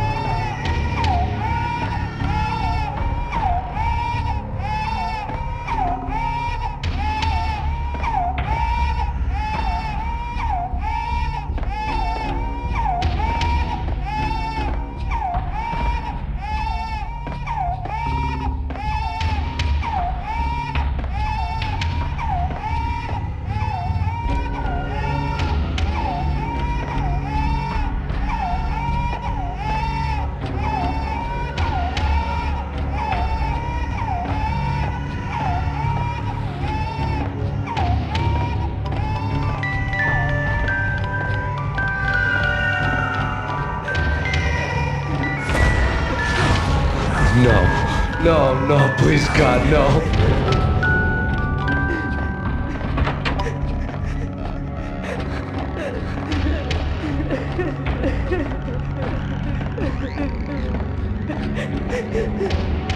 Slice them, dice them, shoot them full of holes, blow them to bits, vaporize them, disintegrate them. No matter what you do, they'll still be back, good as new. Michelle's diary. Michelle was working part-time in the district attorney's office. Her diary was open on today's entry, her handwriting all pretty curves. An army dossier found its way to my desk yesterday. Valhalla? Isn't that a Norse myth? Something about Vikings? I tried to tell Max about it, but he was busy, that cute frown on his brow. Guess it's nothing, just a mix-up at the courier service. From now on, I would always find time for her. It was a hollow promise. Too little, too late. Lay on the table.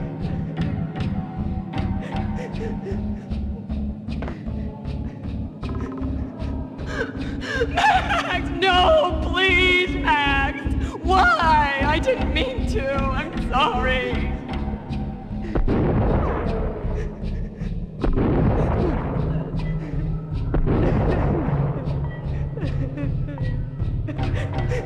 Murderer! You killed her!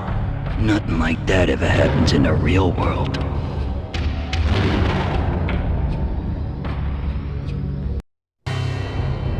I woke up in a bad dream. My head felt 2 sizes too small for my brain. Max Payne. I envy your name. And the killer was smiling. Pleased to meet you. I'm Frankie the Bat Niagara.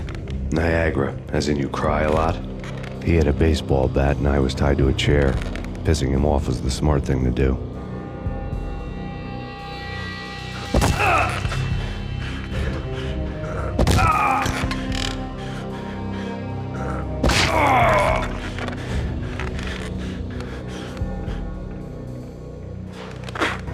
Nothing wrong with a little laugh now and then. Take me, for example. I love to watch cartoons. Cartoon violence is a fascinating thing. Let's take a break. I need to take a leak and maybe grab a cold one at the bar. Don't worry. I'll be back to finish this off. And then, it's checkout time. You play, you pay, you bastard. He swaggered out, and the door clanged shut behind him, locks clicking into place. Everyone makes mistakes. Mine hadn't been to crack jokes about the goon with the bat. He'd have cracked my skull regardless. It hadn't even been to trust a girl with a gun. I had blindly gone after the first bad guy on my hit list when I should have been aiming further up the ladder, at the head of the Punchinello family. I couldn't bring myself to be pissed at Mona. Guess I had a soft spot for her pretty face.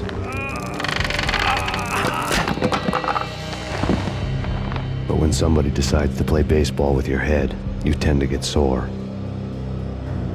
They had dragged me back to the basement of Lupino's hotel. I was beaten, bruised, and blue. I felt like the chair I had broken to get free.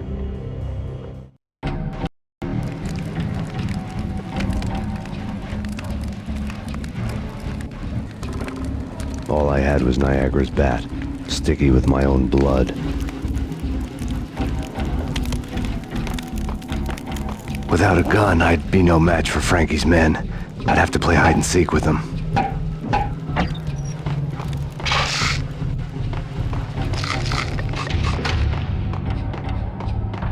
It's Frankie's turn. Oh, what the?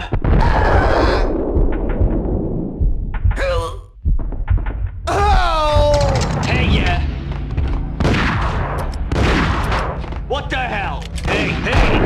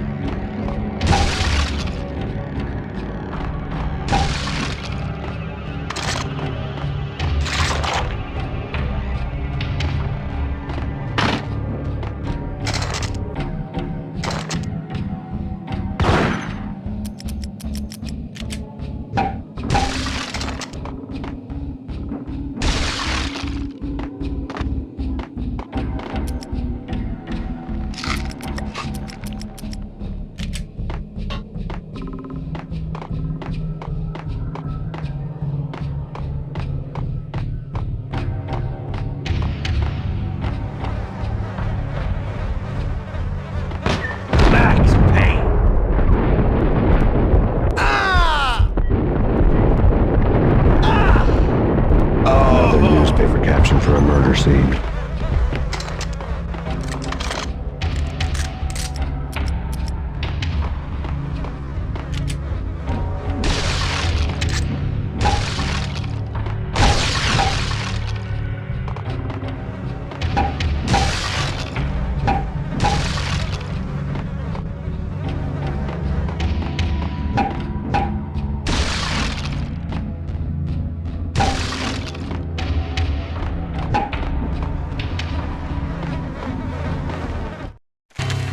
Frankie had left his calling card, a Captain Baseball bat boy strip, next to a sewer passage filled with bodies.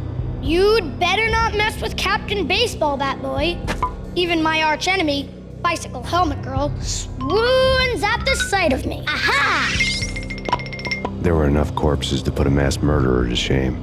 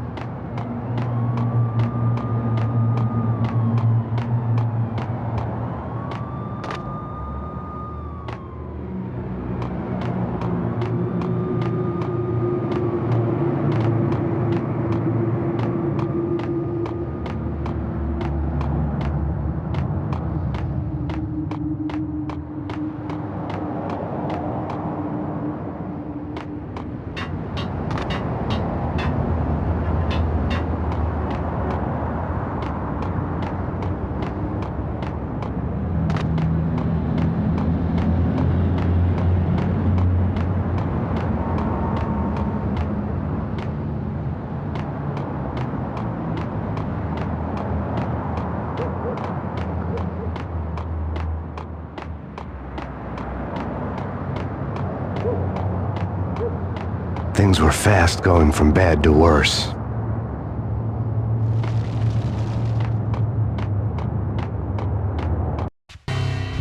The men in blue had come and gone. They had decorated the place with chalk outlines and tied it together with yellow tape. The cops who had stayed behind were dead. Frankie, his boys, and I had the place all for ourselves.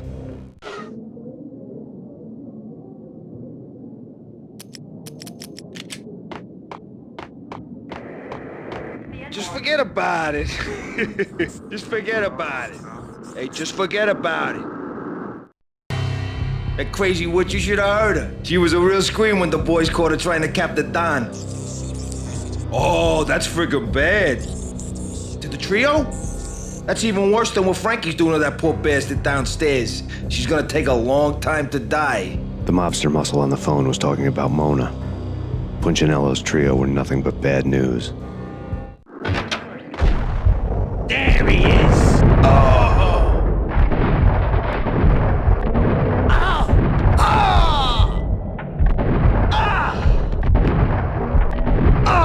evidence that Punchinello didn't like me much. Stated that Valkyr represents the NYPD has been. The fact remains that all the victims so far identified in the Ragnarok shooting have been known criminals, many of whom had large doses of V in their blood.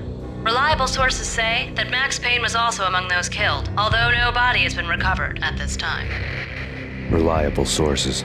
That meant somebody thought the Mafia had me, and didn't want the cops snooping around anymore. The body would be delivered to them barely recognizable. Case closed. Don Punchinello had the power to be that reliable source, which was no news. But his news was old news. Framing me hadn't been enough. Don Punchinello had put a hit on me. He wanted me dead, and it had been important enough for him to give written instructions to Frankie about it. Max Payne should die like a dog for the trouble he's caused. Frankie, I know I can trust you to give this matter the dedication it needs.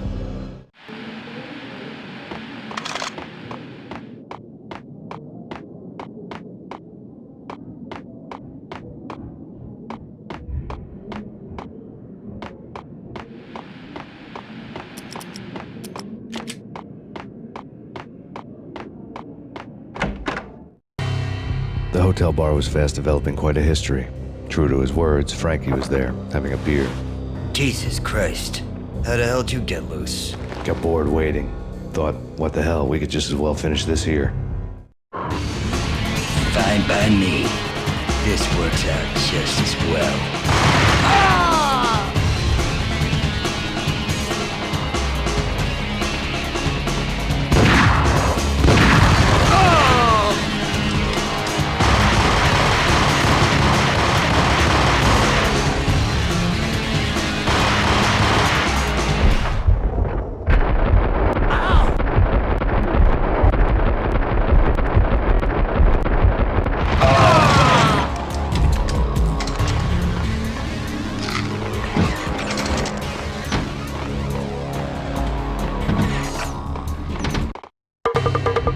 Thank you. You've been a lovely iron.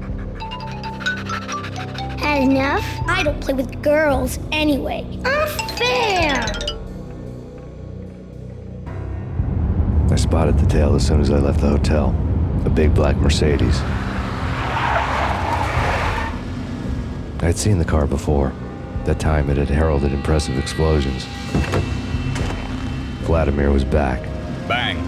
You're dead, Max Payne. I might have laughed if I remembered how. What's this supposed to be? Cops and robbers? Look, you want something with me? Get in line. Peace, man. Relax. You know you are a real news item. Armed and dangerous.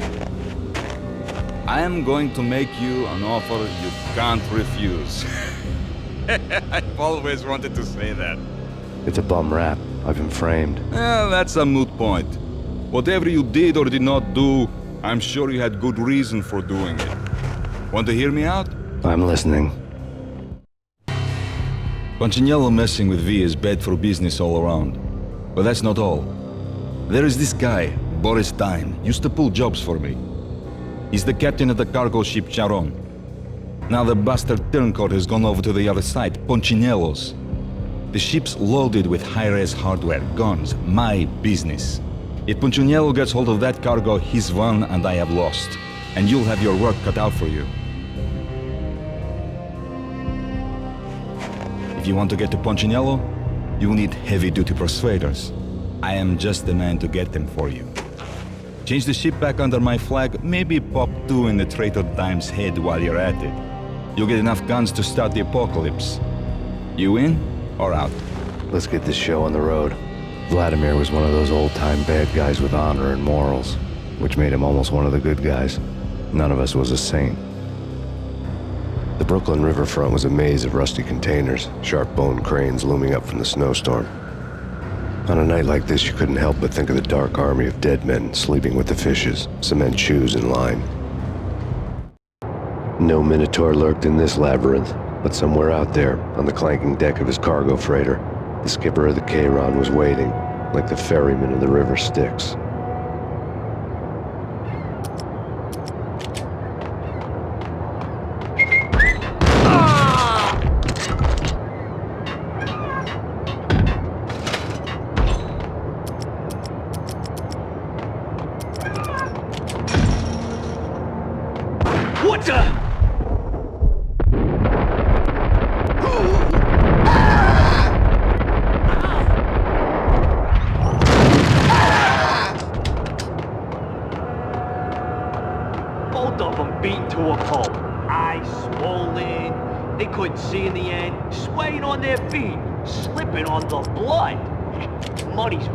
Brought tears to my eyes.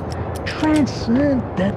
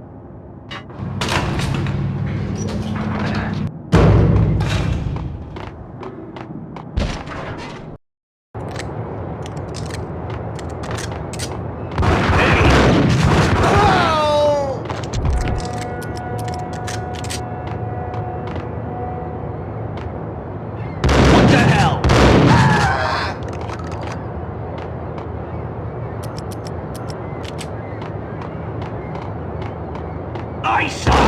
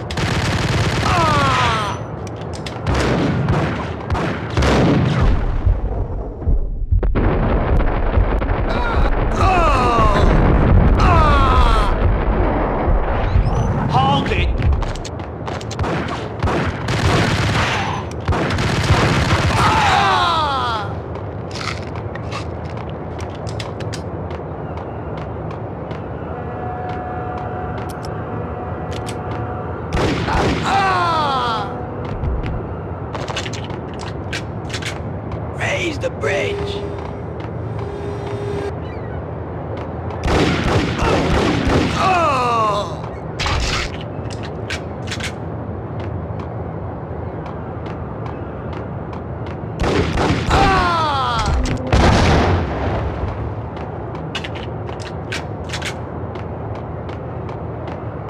Oh! Rico Muerte? This way! In here!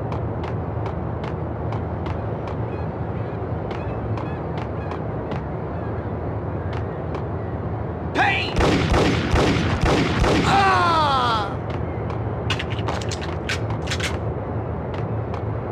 I doubted the letter was a receipt.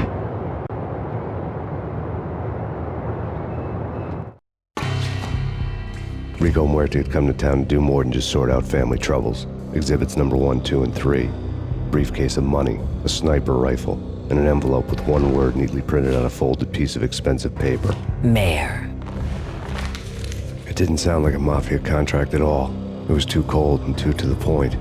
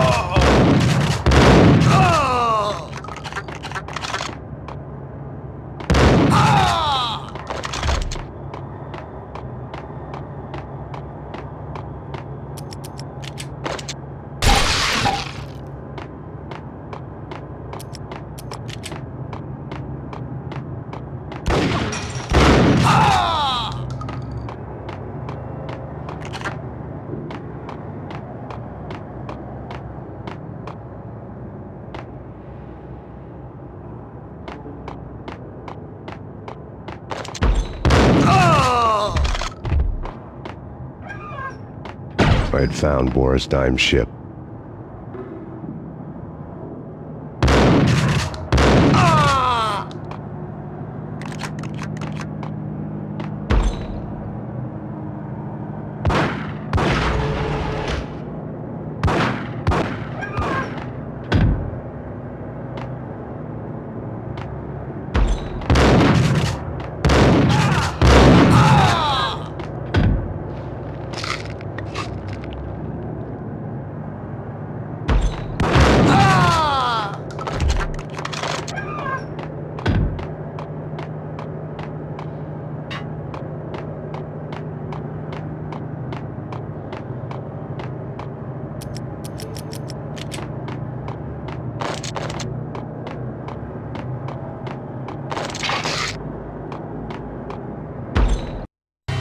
Rust had crept over the sides of the cargo steamer a long time ago.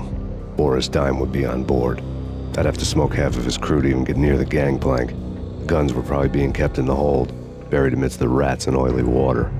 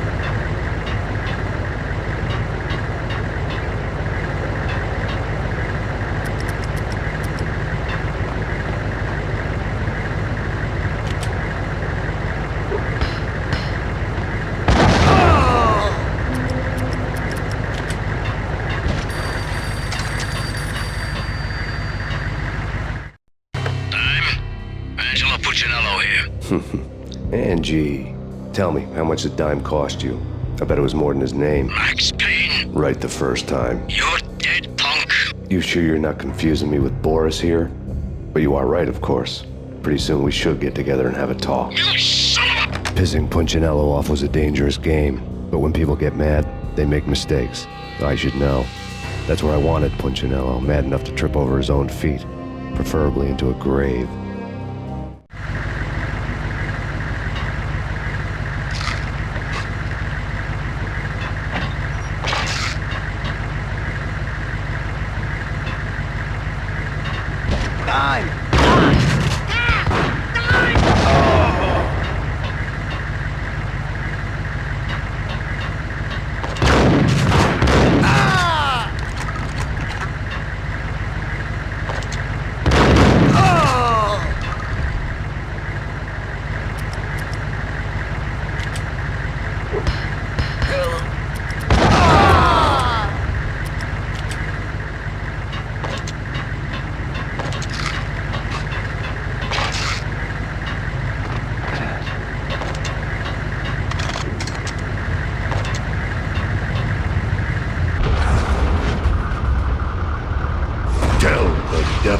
Dime sent you.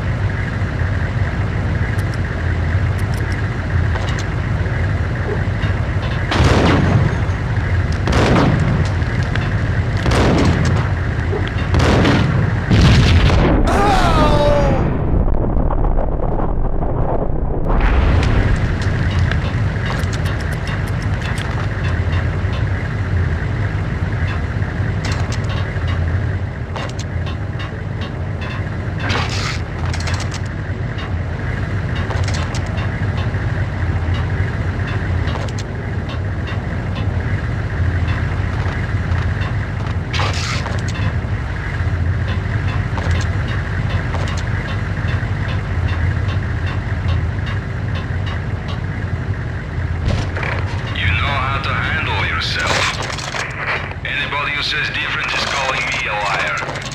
Vladimir here. Collect all the guns and ammo you want. Meet me on the bridge afterwards.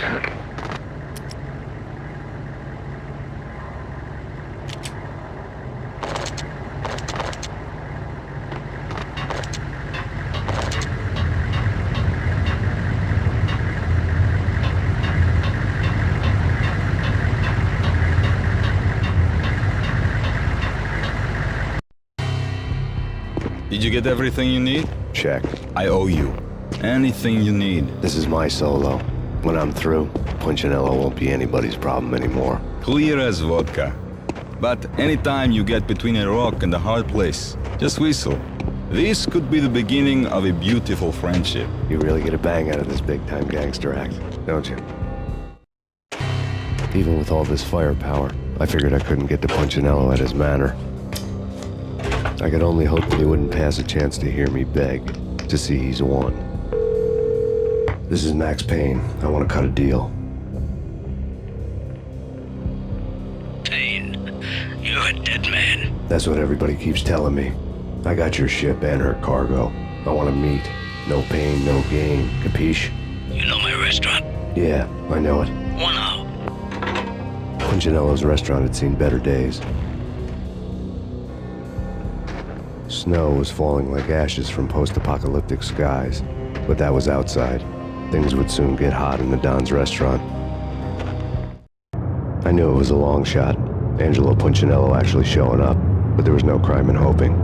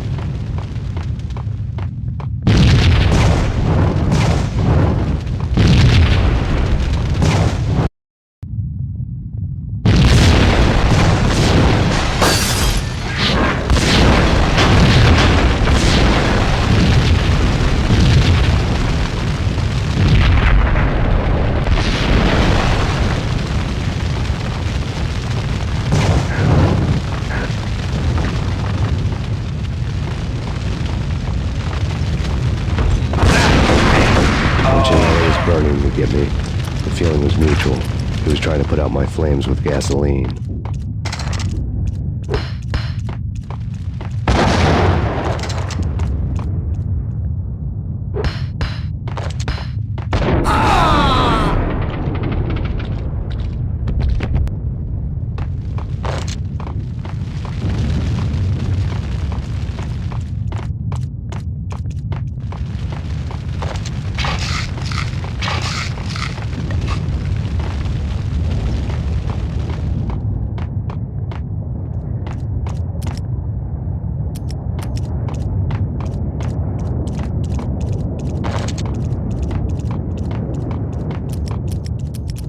The mobsters have been guarding a real treasure.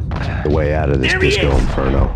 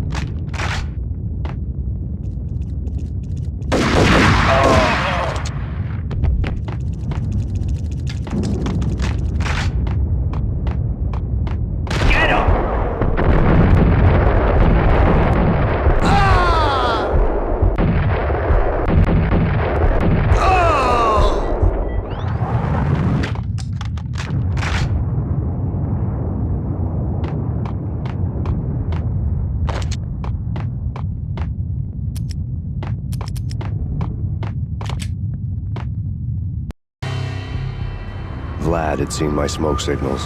The Mercedes was revving to go, almost drowning out the banshee wail of the sirens. You coming? We'll drop you off at the Punchinello Manor. Sounds good to me.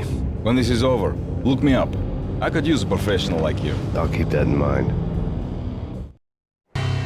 The night groaned with cold. The garden lights flickered nervously. In their light, the falling snow was dead white before the darkness ate it up. I had heard the stories. The trio were mad dogs. They'd have hung the heads of their enemies over the manor gates if the capo had only let them. Punchinello wanted pain.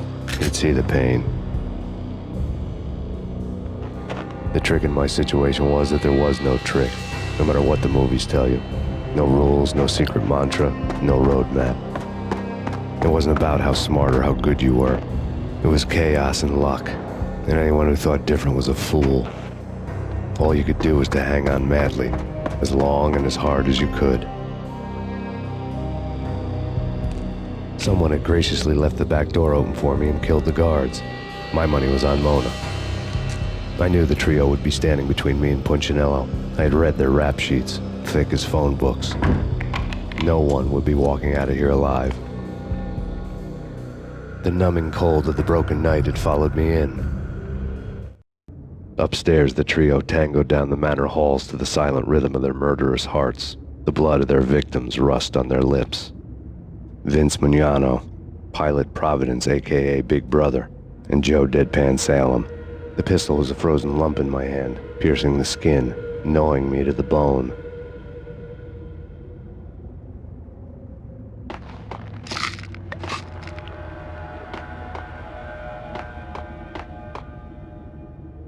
Max Payne! Oh!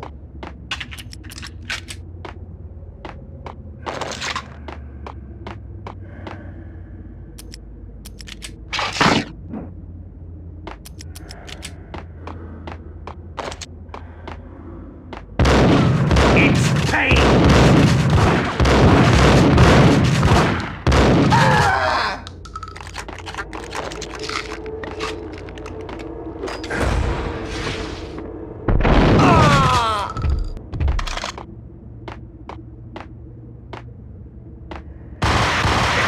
Someone get the guys from upstairs! No one's going anyplace. Too late for that. He walks in, we waste him. Vinnie and Joe and Pilot won't get the credit for this kill.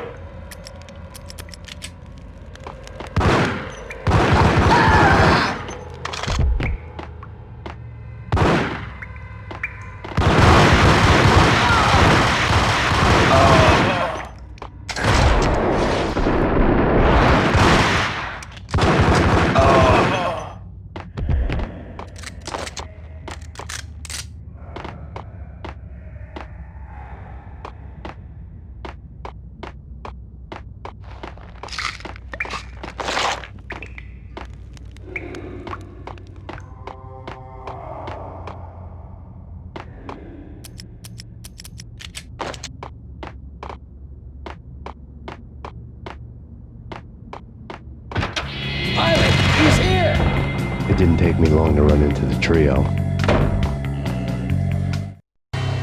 The word on Lisa Punchinello was that she was a bit of a witch. The tarot cards on the kitchen table fit the picture. They weren't my kind of cards, but I was willing to take a crack at the hand Mrs. Punchinello had dealt. The first card was the tower. Maybe that was supposed to be the manor. It got easy after that. The devil was the master of the house, and death was me, coming for him.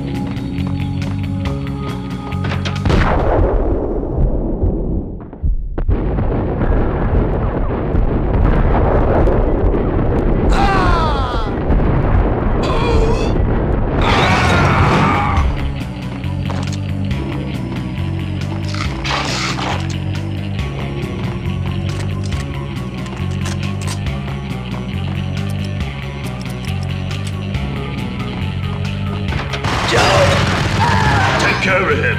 I want him dead.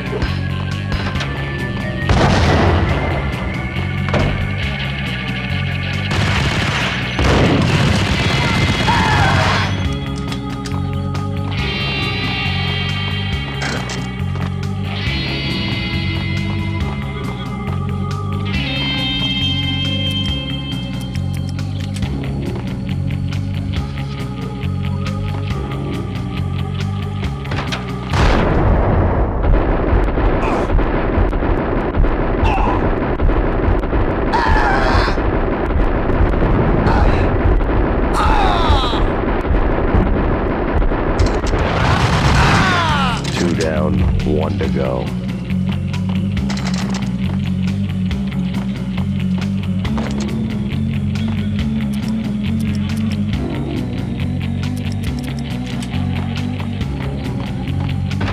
Max Payne?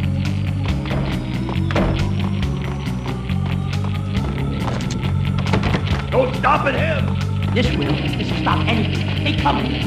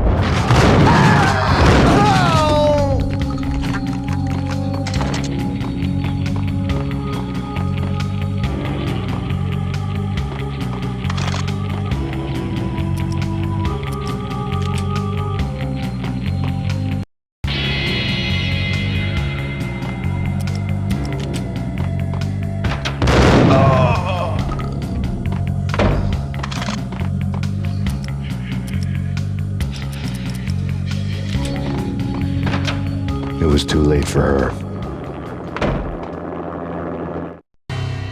You're a real angel, Max.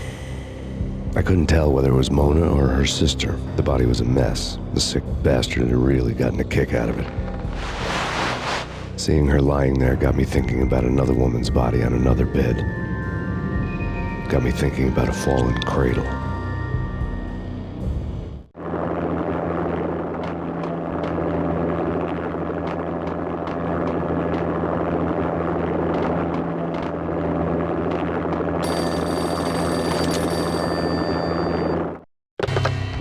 Max Payne. Talk to me. Alfred Woden. You've got company. An armed helicopter just landed on the manor grounds. You must hurry. The more the merrier.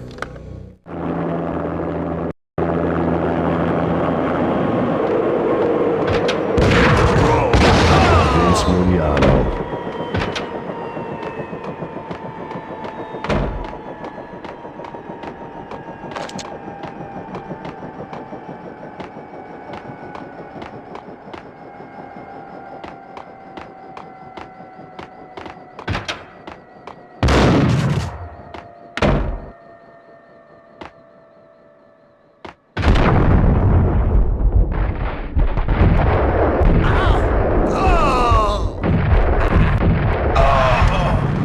Punchinello's trio was done for.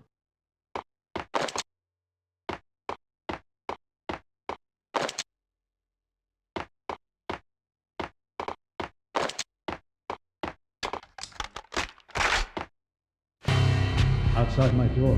Hurry. He's coming for me. You gotta hurry. Please. I could hear Punchinello on the phone begging for help. He should have been saying his goodbyes. Punchinello was a pushover. The moment I stepped into the room, he folded like a deuce before a royal flush. No, wait. I was just doing what I was told. I couldn't refuse. She's someone high up. Government, maybe. I don't know. He was trying to buy more sand for his hourglass. I wasn't selling any. No, I told him not to.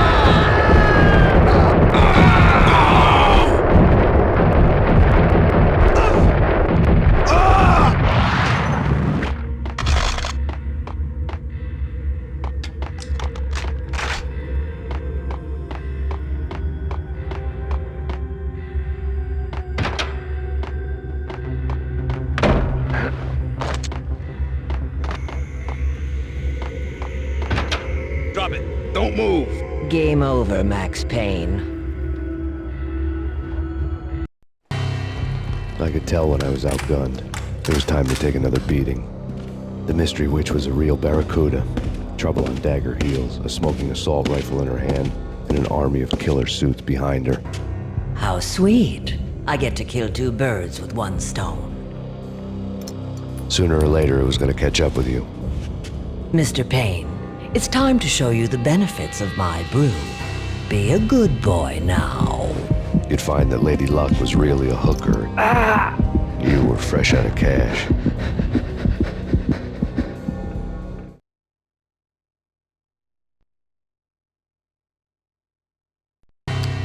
Gentlemen, we're done here. Take me to Cold Steel. She had just given me an OD of Valkyr. I could feel green fire eating my brains. They turned to steam. They did a fade on me. I'd never had a chance. The witch had got me just as sure as if she put a gun to my head and pulled the trigger. The shadows rushed me, bruised mugshot faces hungry for revenge. They knew my weak spots and closed in for the kill. The floor turned into a vortex of green blood. I fell. The flesh of fallen angels.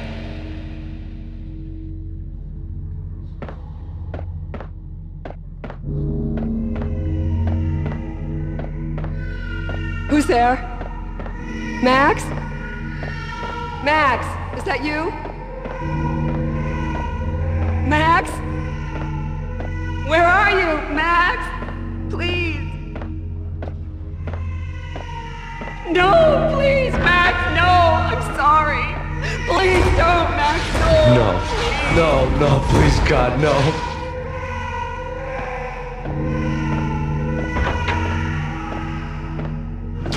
Max? Where are you, Max? Please. The letter was staring at me. There was something disturbingly familiar about the letter before me. The handwriting was all pretty curves. You're in a computer game, Max. The truth was a burning green crack through my brain, weapon statistics hanging in the air, glimpsed out of the corner of my eye, endless repetition of the act of shooting, time slowing down to show off my moves, the paranoid feel of someone controlling my every step. I was in a computer game. Funny as hell, it was the most horrible thing I could think of.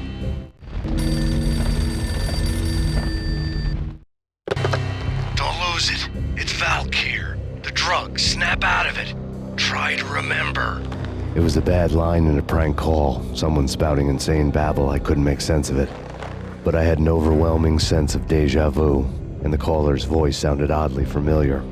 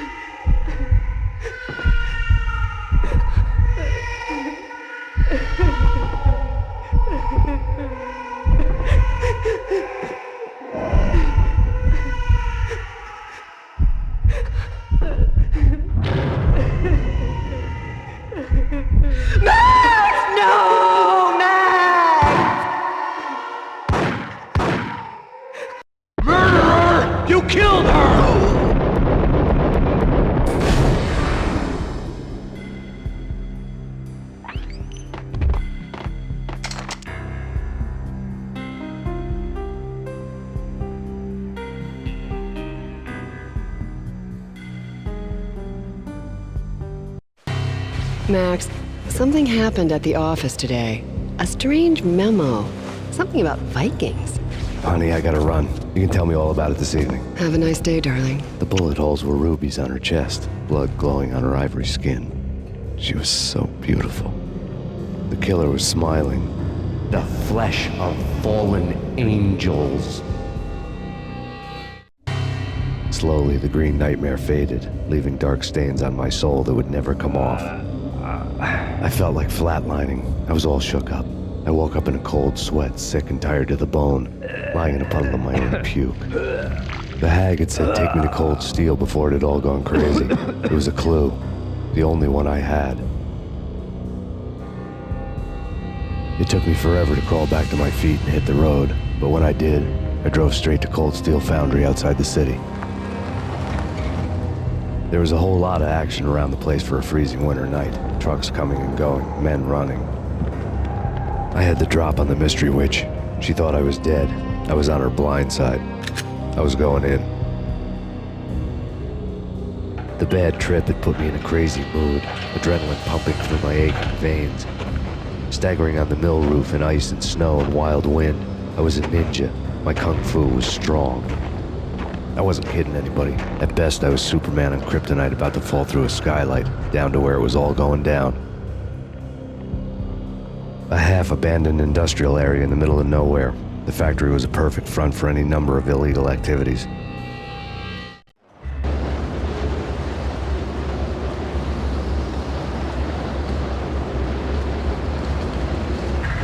In the belly of the plant, molten metal boiled and bubbled like a witch's brew.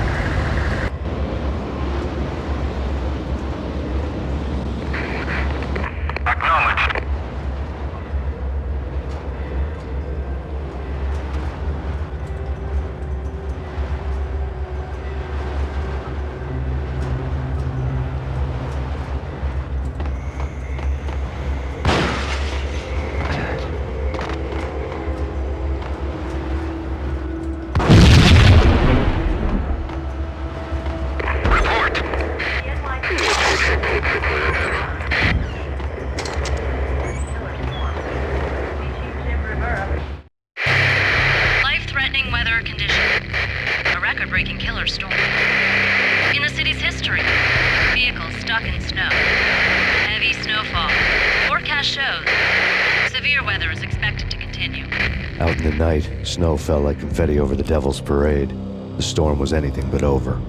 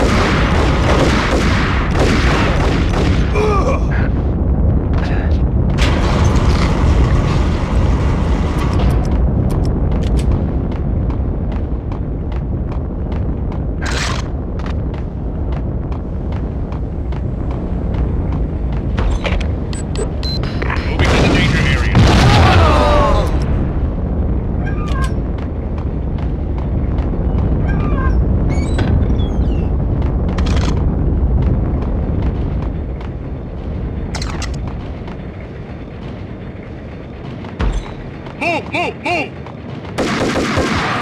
Ah!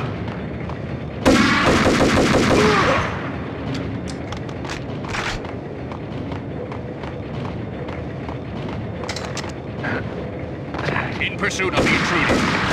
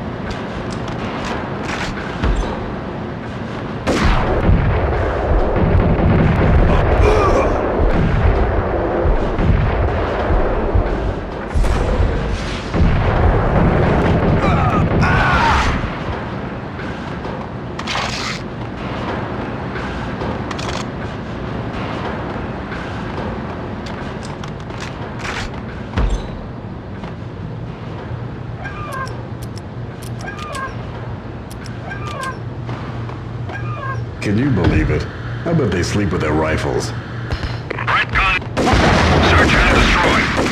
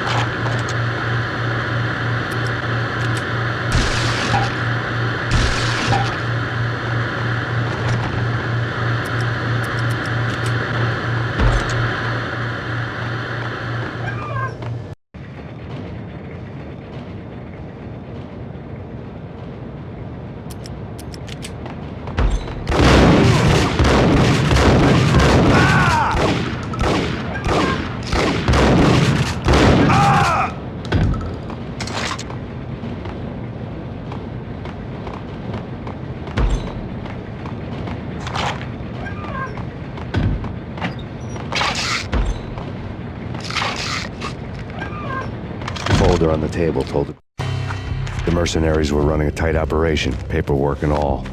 Merchandise missing again. A chemist had tried to smuggle it out for his own private party. Locked him up in cell B7 and D6's old test facility to wait for proper processing. I was close enough to hear the secrets, just beyond the next doorway. Grim tale.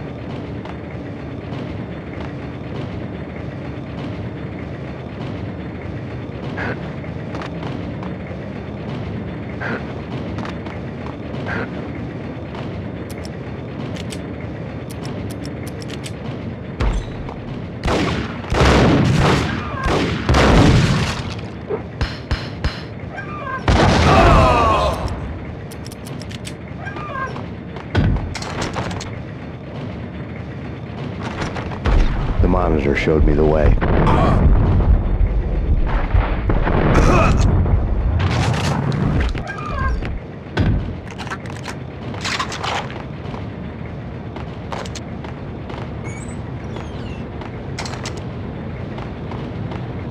Processing diagrams fill the control room screens, all but one.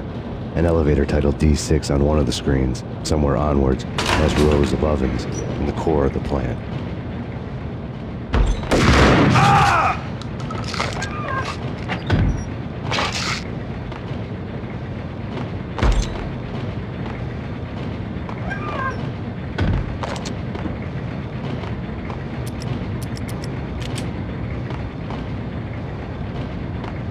Go, go, go!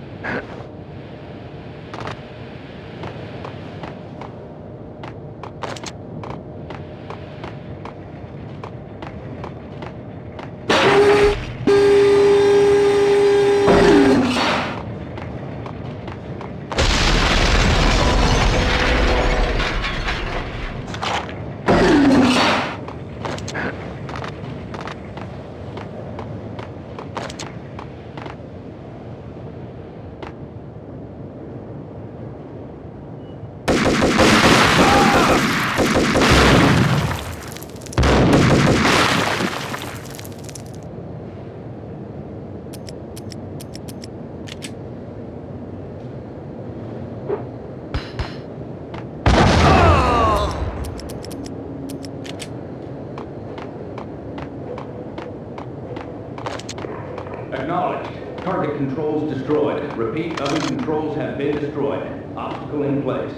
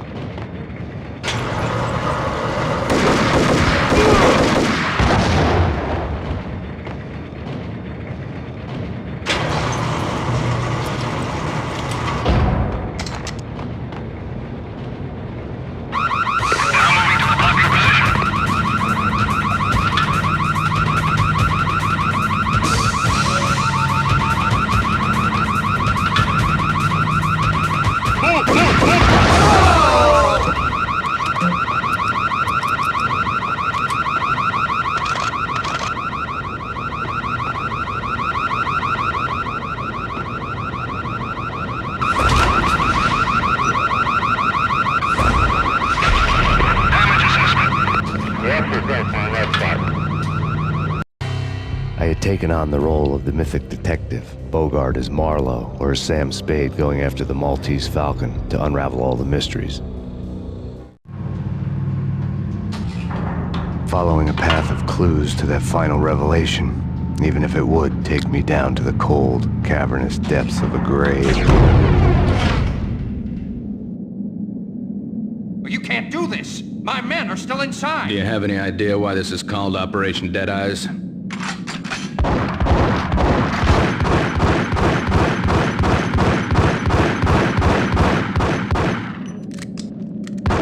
I think he's dead already. Let's do it.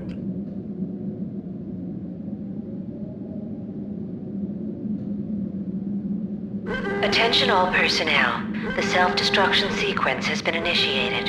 Evacuate the complex immediately. Repeat, the self-destruction sequence has been initiated. Proceed to the nearest exit immediately.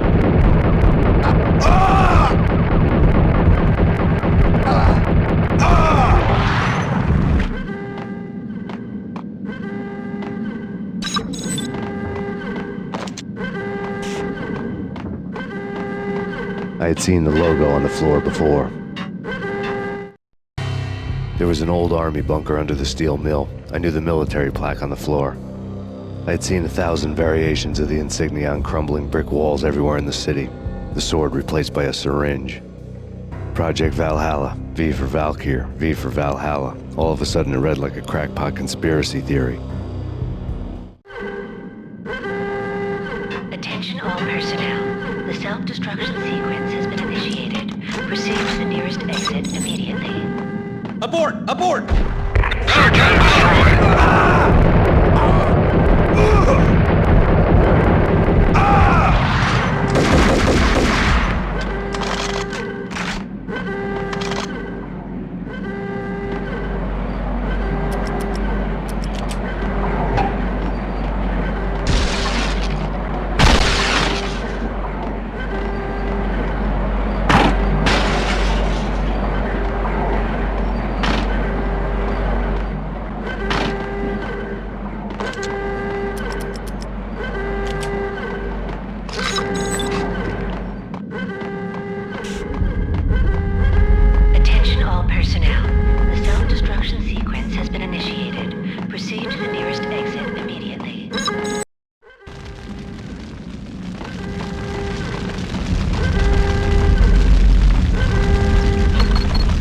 Like everything else in the Valkyr case, the door code was a mystery to me.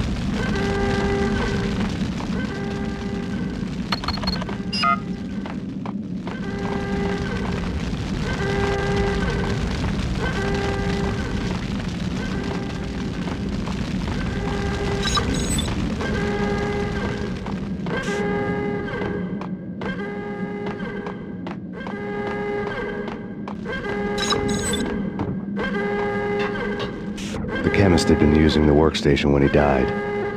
The half-life of the lab rat had ended online, his password blinking on the screen. 665, a neighbor of the beast.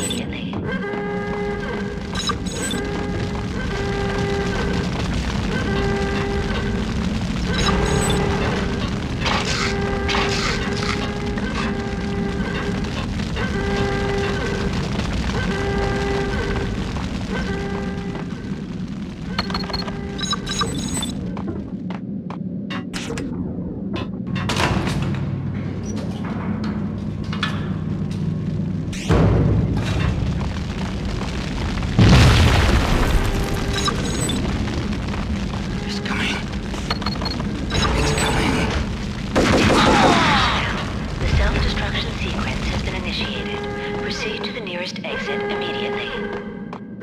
Hey, in here! Hey! Get me out of here! I'm innocent! There! Let me out!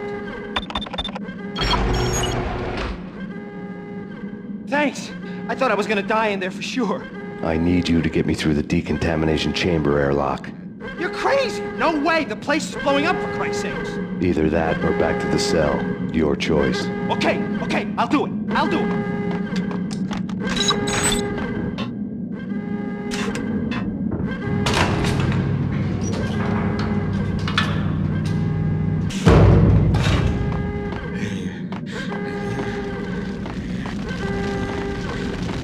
Attention all personnel. We're dead! Go, go, go!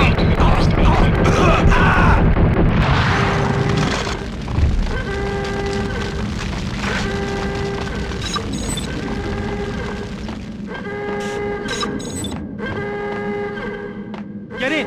I'll punch you through. Decontamination in progress. We did a bad thing. Bad. Decontamination.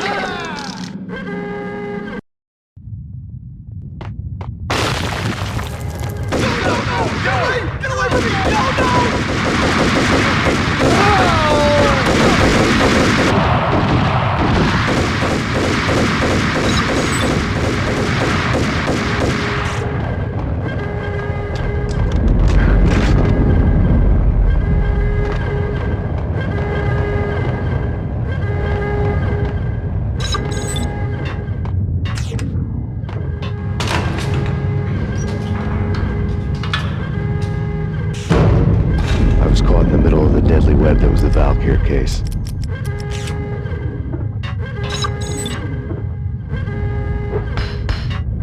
Attention. The self-destruction sequence has been initiated. Proceed to the nearest exit immediately. One of the lab terminals had the project logo. Top secret. Project Valhalla. U.S. Army. Yggdrasil Network. Valhalla. The otherworldly place in Norse mythology, where the bravest heroes spent their afterlife feasting and fighting forever, their wounds miraculously healed night after night. Valkyr, the maidens who chose the most courageous Viking warriors and carried them to Valhalla. 1991. The research objective is to create a chemical substance to enhance the stamina and morale of infantry troops. 1995. Results unsatisfactory. Project canceled. Someone had decided to continue the sick experiment unauthorized. Project compromised. Data leak. Fix the damage by any means necessary. Security clearance red. Authorized by the project lead. Field test. Double the dosage for all the remaining test subjects. Observe and record the subject's behavior in an urban setting. The drop-off point was my old address in New Jersey. The file dated 3 years ago. Just when you thought you had reached the deepest depths of horror, it suddenly got worse. How to turn off that small voice inside your head that started to whisper that you should be glad that now, if not before, your revenge was justifiable on any conceivable moral scale. That small voice proved, beyond any doubt, that I was damned. On the screen, the dagger-heeled woman had come and gone a long time ago. There was nothing more for me to do. The bunker's name was acting as a self-fulfilling prophecy.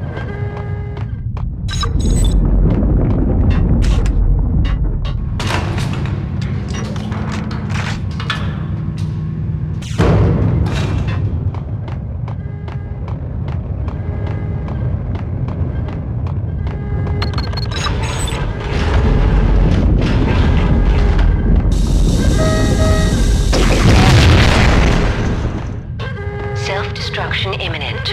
30, 29, 28, 27, 26, 25, 24, 23, 22, 21, 20, 19, 18, 17, 16, 15, 14, 13, 12, 11, 10, 9, 8, 7, 6, 5, 4, 3, 2, 1, commence.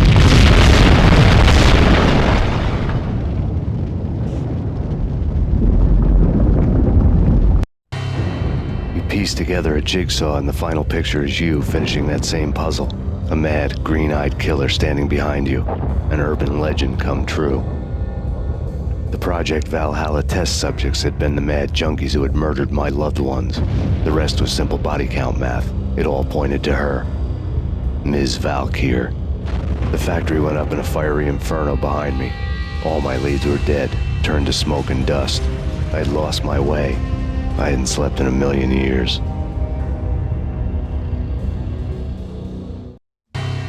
I felt thin as death. I've been living on an endless supply of week-old donuts. They were fuel for this crazy furnace inside my head. I couldn't remember when I had last seen the sun. I was on a permanent graveyard shift.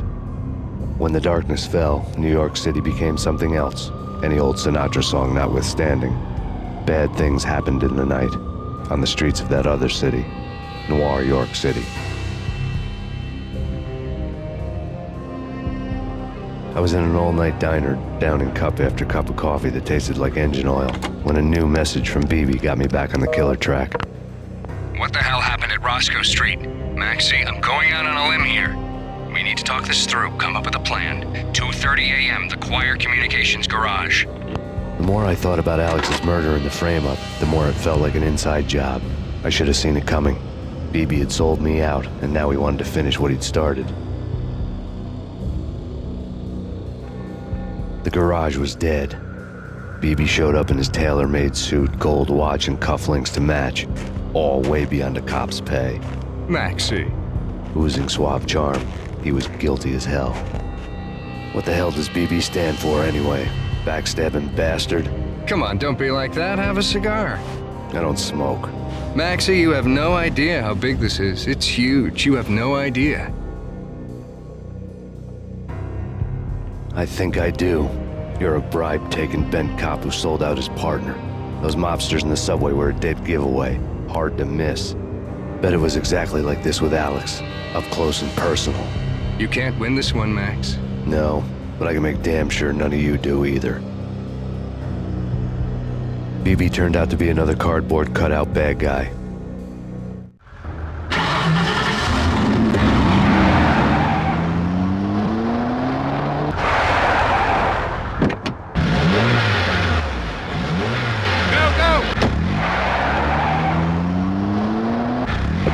On the take, a cowardly right-hand man fleeing from the scene, leaving his paid thugs to do his dirty work. Hold it!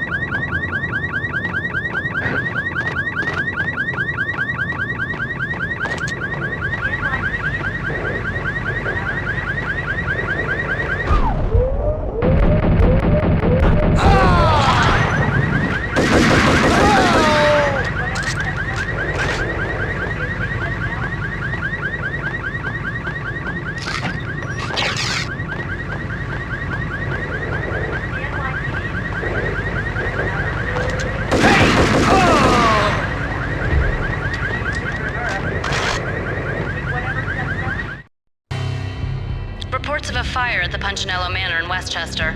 The manor is the home of Angelo Punchinello, the alleged head of the Punchinello crime family. The police are now saying, contrary to their earlier statements, that Max Payne is still alive and at large. He continues his vendetta against the Mafia, of which this last act of arson is attributed to.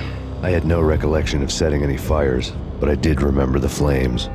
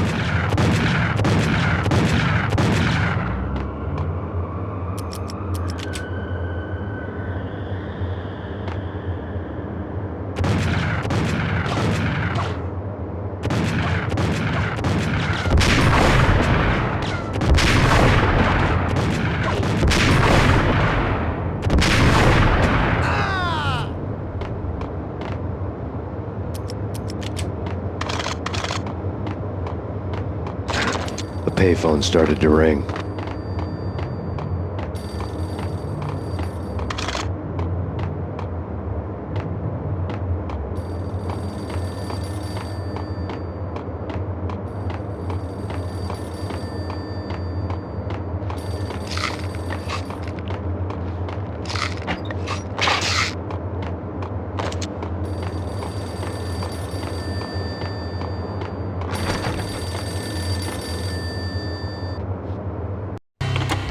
Yeah. Max Payne? Whatever does it for you. This is Alfred Woden. I can give you the name of your enemy. Come to the Asgard building presently. We are expecting you. Woden was waiting for me on the steps of the old building. Mr. Payne, let's go inside. The others are anxious to begin. The others? Despite the general misconception, this building actually predates the City Hall by 2 years, thus being the oldest municipal building still in use here at the foot of the Brooklyn Bridge. No kidding. The old man played tour guide as he led me through a dark domed hall. The answers I was after loomed large ahead. Mr. Payne, I would like to introduce you to my colleagues in what we call the Inner Circle. You've been watching too much X-Files. You have seen the files on Project Valhalla. We can fill the gaps, provide you with the information missing from those files. We were all involved in the early stages of the project during the Gulf War. What's the catch? We would very much like to blow this thing wide open, but our hands are tied. Her name is Nicole Horn. She was the key figure in Project Valhalla. When the funding was discontinued, she simply refused to quit. She knew exactly what she had in her hands. Nicole Horn is the president of Acer Corporation. She has more than half the city in her pocket. This must be kept under wraps.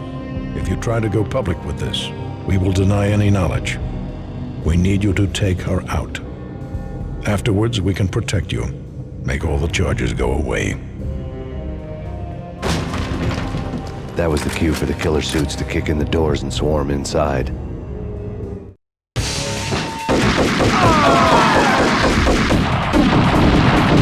was an impressive floor show, but I decided to leave early anyway. It was only a one-story floor. Lucky me.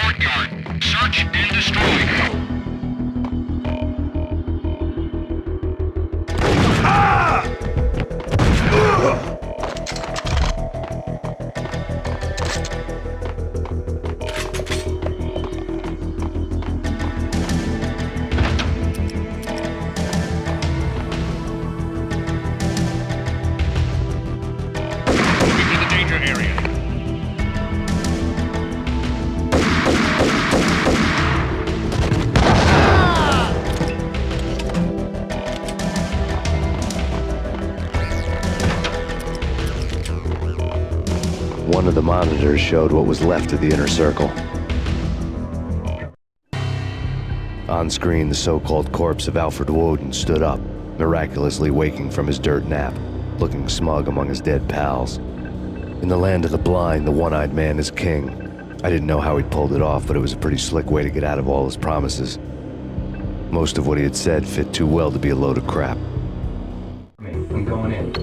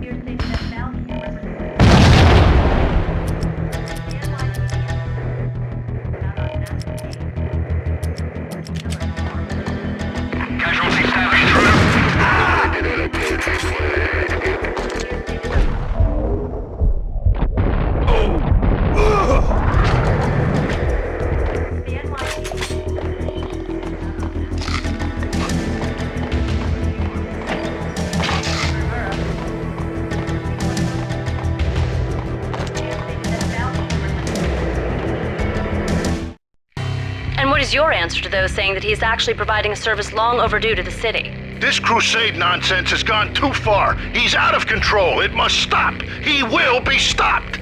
That was Deputy Chief Jim Bravura from the New York City Police Department.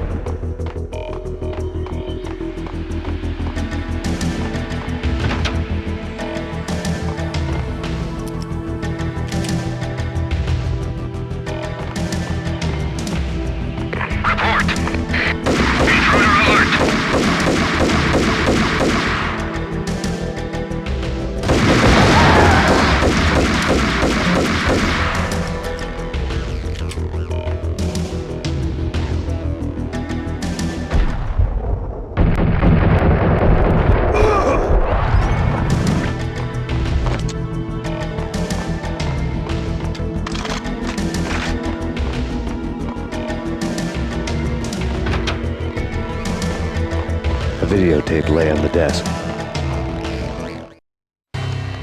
Nicole Horn had blackmailed the inner circle into silence. The tape came with a curt extortion note on a piece of expensive paper. I remembered Candy Dawn taping her clients in action on the side, selling the tapes to the highest bidder. I was sure that kinky sex was nowhere near Alfred Woden's worst sin, but I had a feeling that when this was over, any collateral would come in handy.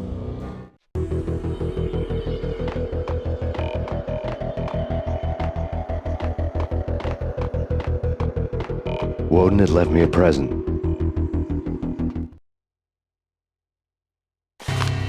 Woden had taken care of my mission preps with military precision. The critical areas in the Acer Corporation headquarters blueprints were circled in red. The president's office was at the top of the building, right below her penthouse suite. The elevators were controlled by a security computer, part of the mainframe located underground below the building. The high-rise was sealed as tight as a sci-fi fortress.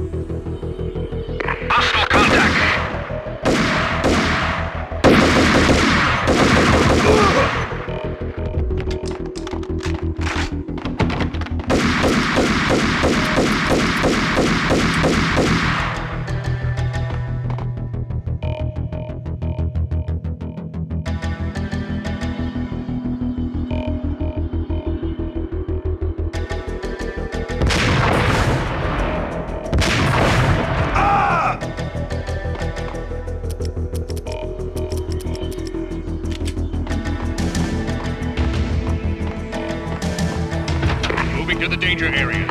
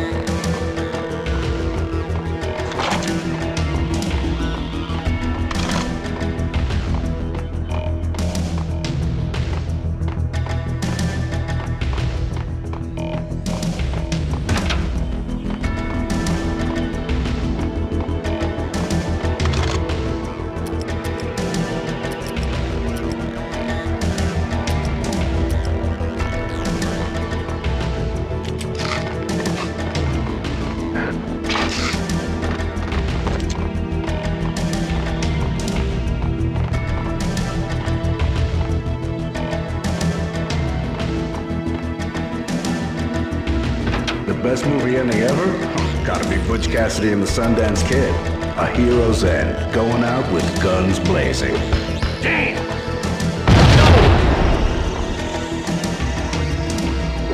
Yo!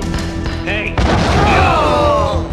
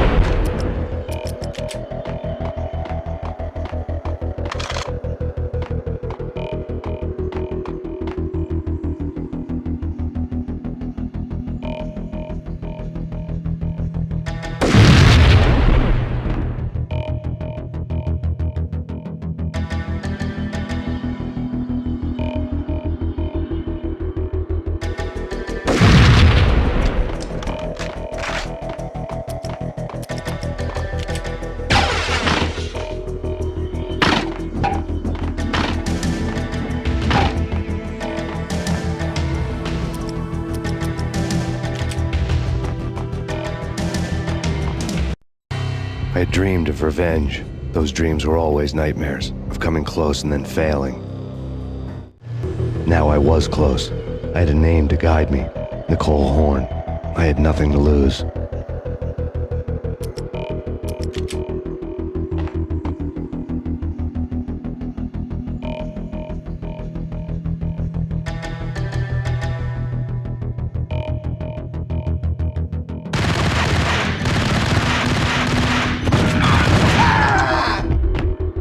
The Inner Circle had quite a track record.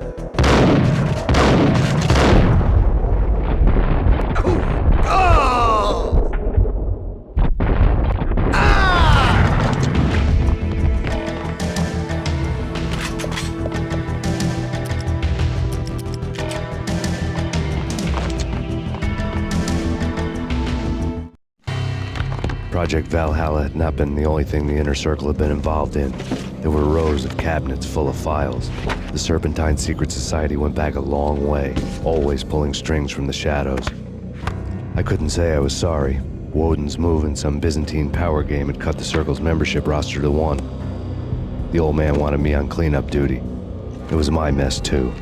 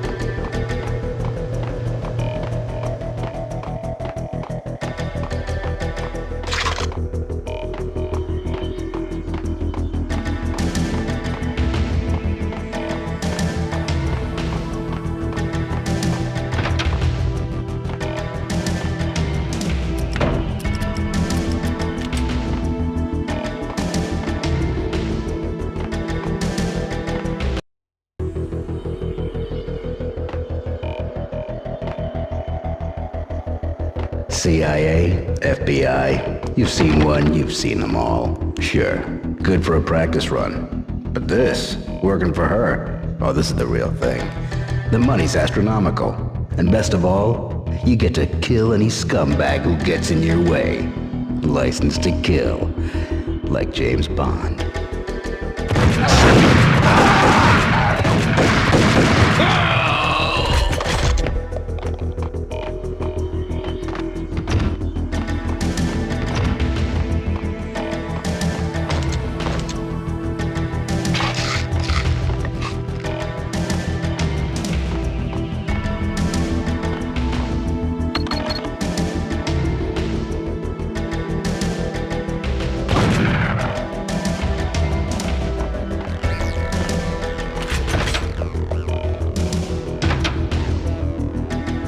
Take him down.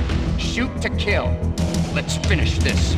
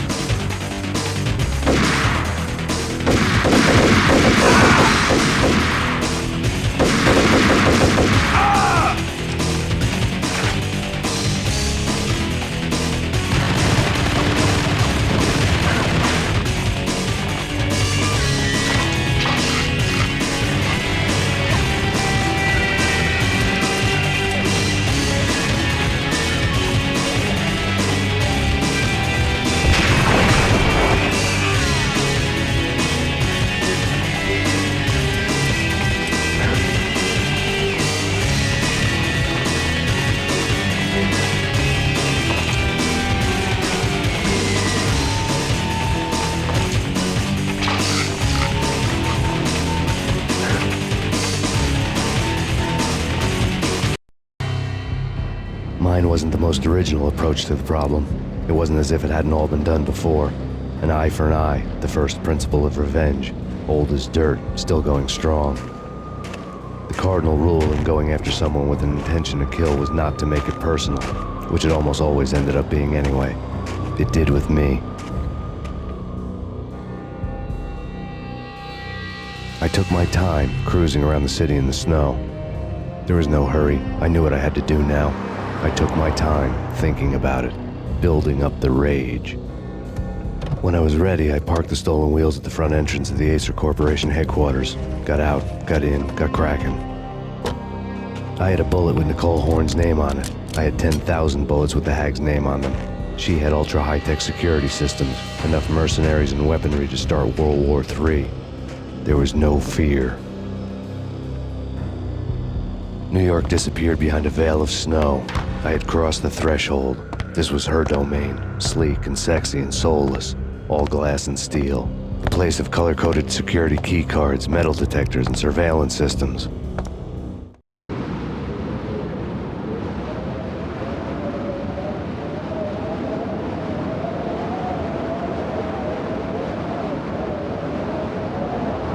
Colder than a walk-in fridge. Cold as a gun.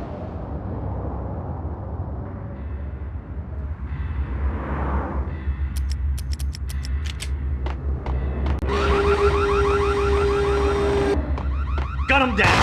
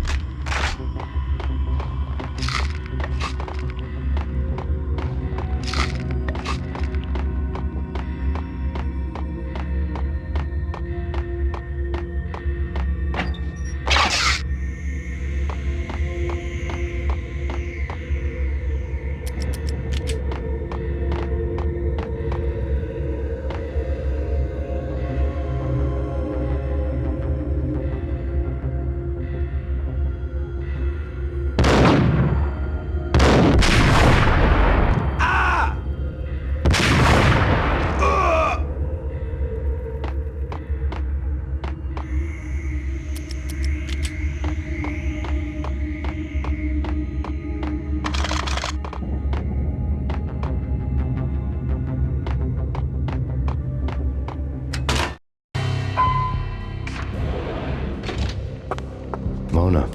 Looking good. Max, we gotta stop meeting like this. It will be a cold day in hell before I let a narc cop stop me. Miss Sax, do your job. Relax, Max. You're a nice guy. I don't kill nice guys. You're not bad yourself. It was different when Horn wanted Punchinello dead. To cut her ties to the Mafia, he deserved to die. The same goes with her. She's the bad guy here. Her sister was whispering to her in my favor. I knew the appetites of ghosts intimately.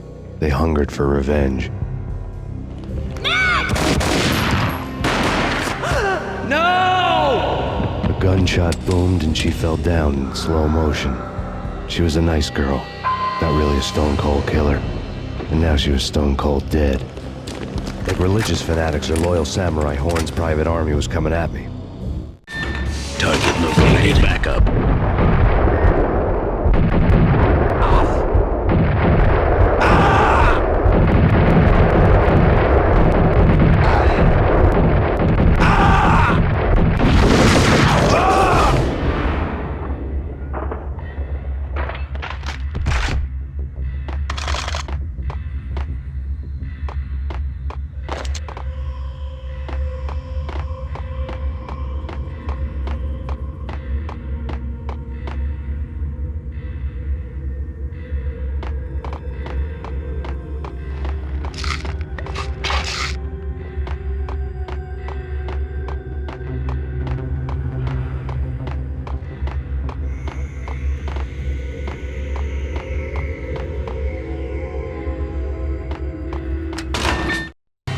When the elevator came back down, Mona was gone. There was a lot of blood, but no body. Something clicked for the final time. My mind had never been so clear, as if somewhere high above the storm clouds were already gone, cold stars blazing from the black skies.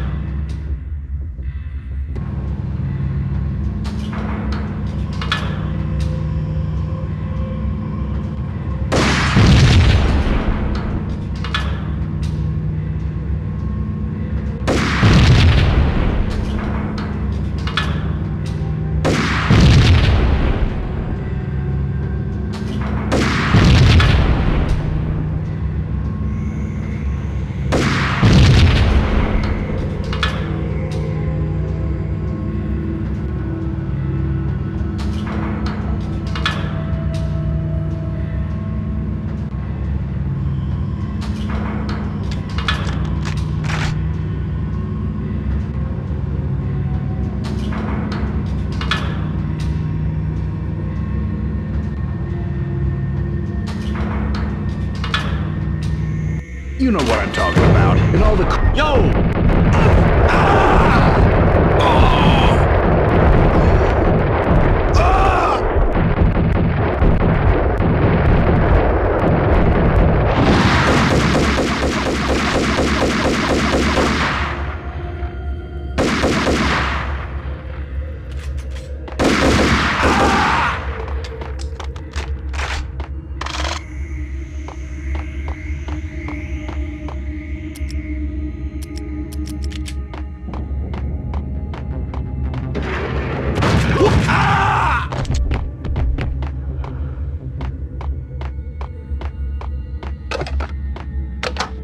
I had elevator access to the mainframe. From there, I could go to the office.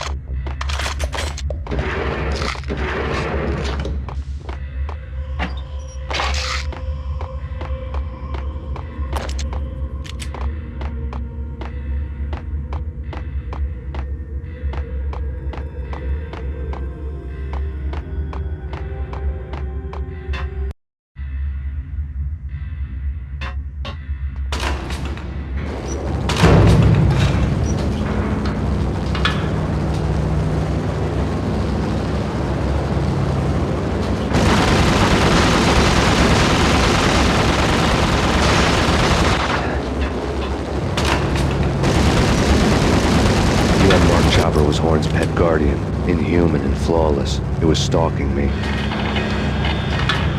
I hate to be stereotyped. I'm not a... What the hell? Kill the bastards! Kill them!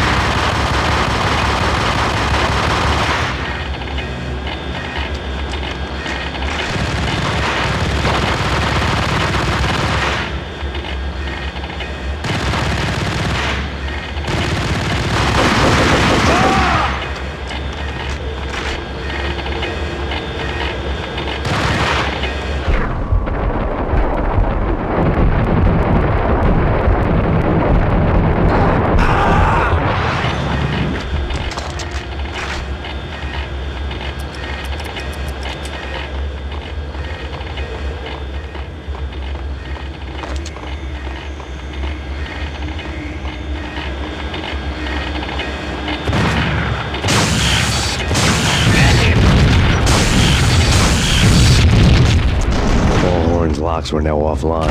All bets were off. The elevator would take me all the way up.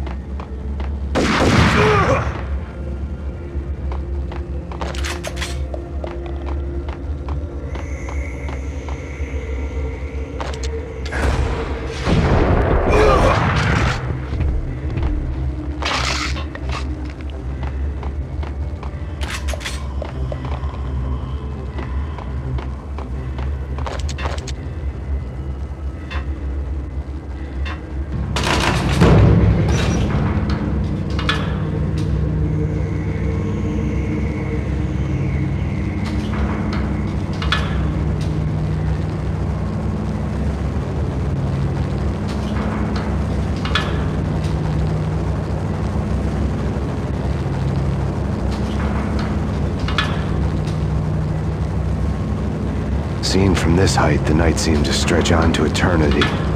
A hint of desperation had crept into the snowstorm, as if it was trying to get it all out before the end.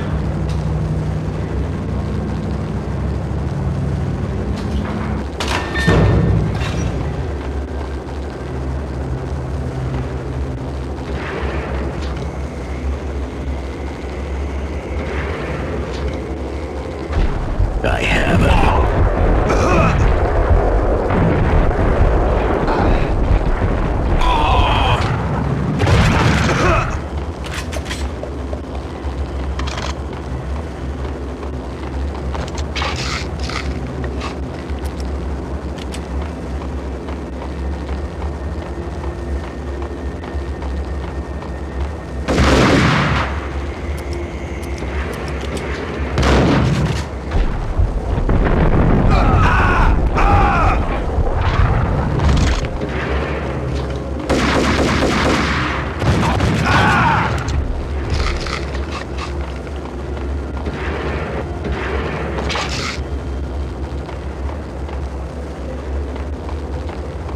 Horn's personal computer was on.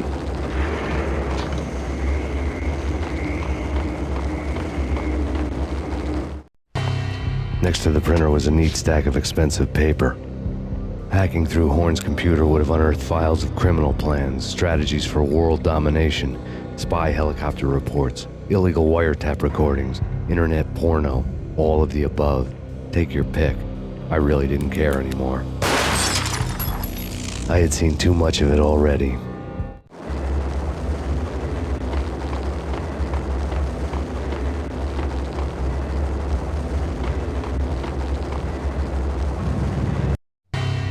Valkyr had been meant to be a white-winged maiden that would lift you to a warrior's heaven, but it turned out to be a one-way demon ride to hell. The devil was in the drug. I knew. I had met him.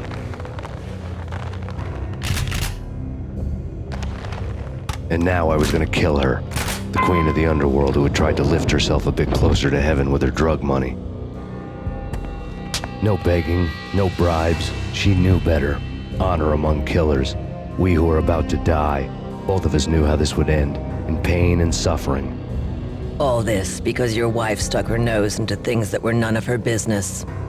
The cops were coming to take me away. The sirens were like a bad conscience I couldn't shake.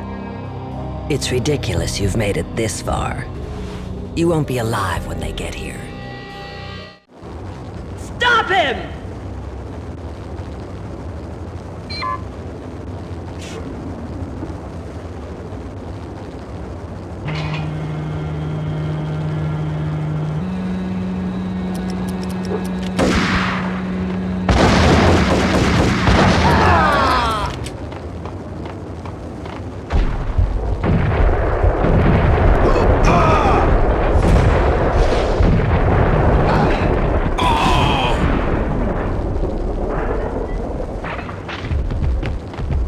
Elevator lobby. Get us back up now. Max Payne, this is futile. A waste of time.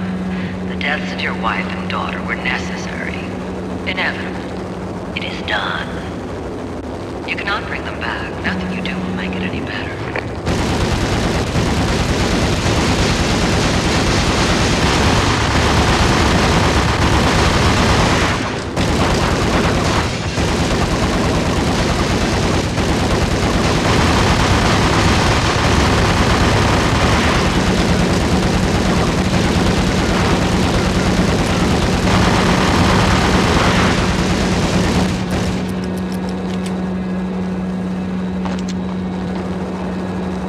Max Payne, you are fighting a losing battle. You cannot survive this. You die. Stop fighting. Make it easy for yourself. Accept your fate. You will die here.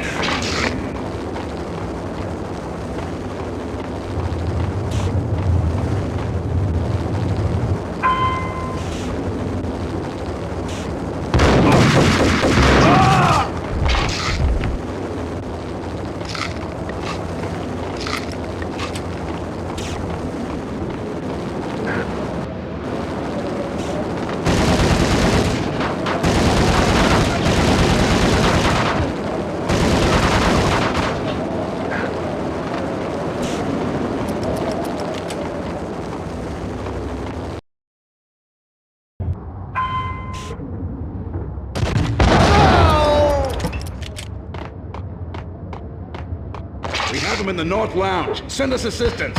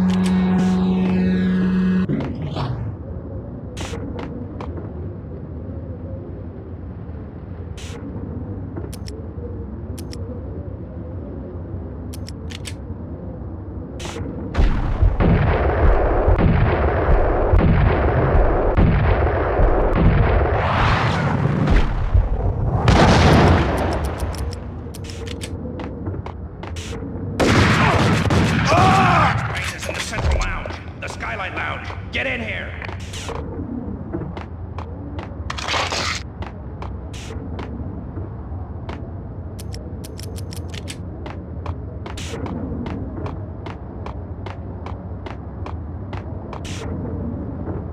He's in the east lounge! We have him! Get him!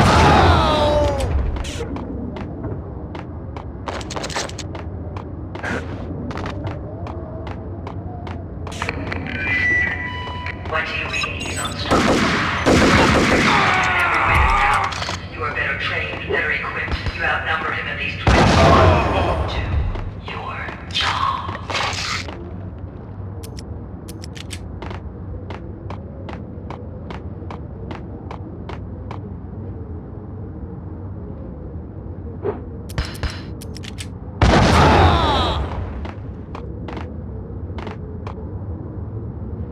Not a step further. End it here. Any means necessary.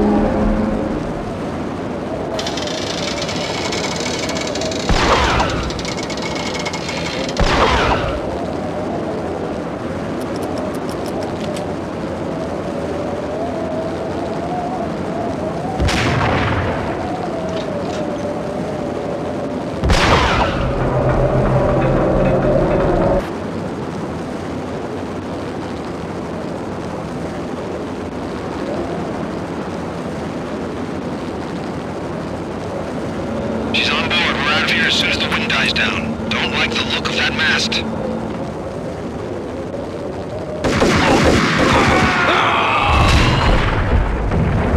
Lift off in 1 minute.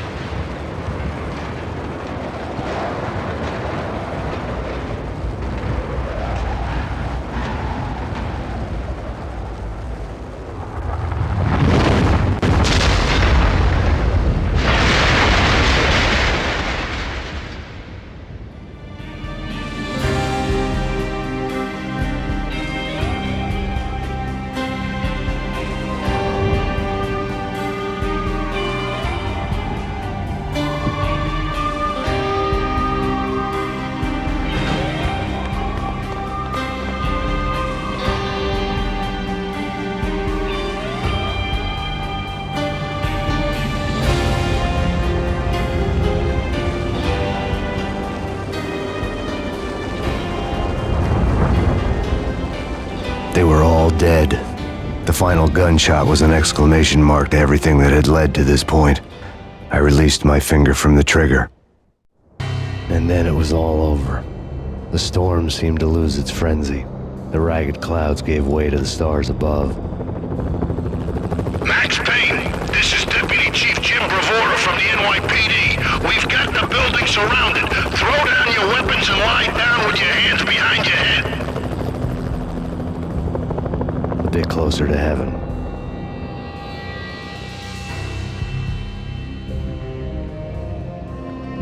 The cops' voices were distant and muted. Freeze! NYPD! Hold it right there! My ghosts released me from their haunting. Down below, New York City glittered like diamonds on black velvet. You gave us one hell of a ride. Take him down to Central Booking. You heard the man. Woden was there in the crowd, standing by the sidelines. It wouldn't be over till the man with the patch would say so. He'd say the right words. I knew he would. He'd better. Woden grinned smugly. It was the grin of a winner. That made two of us.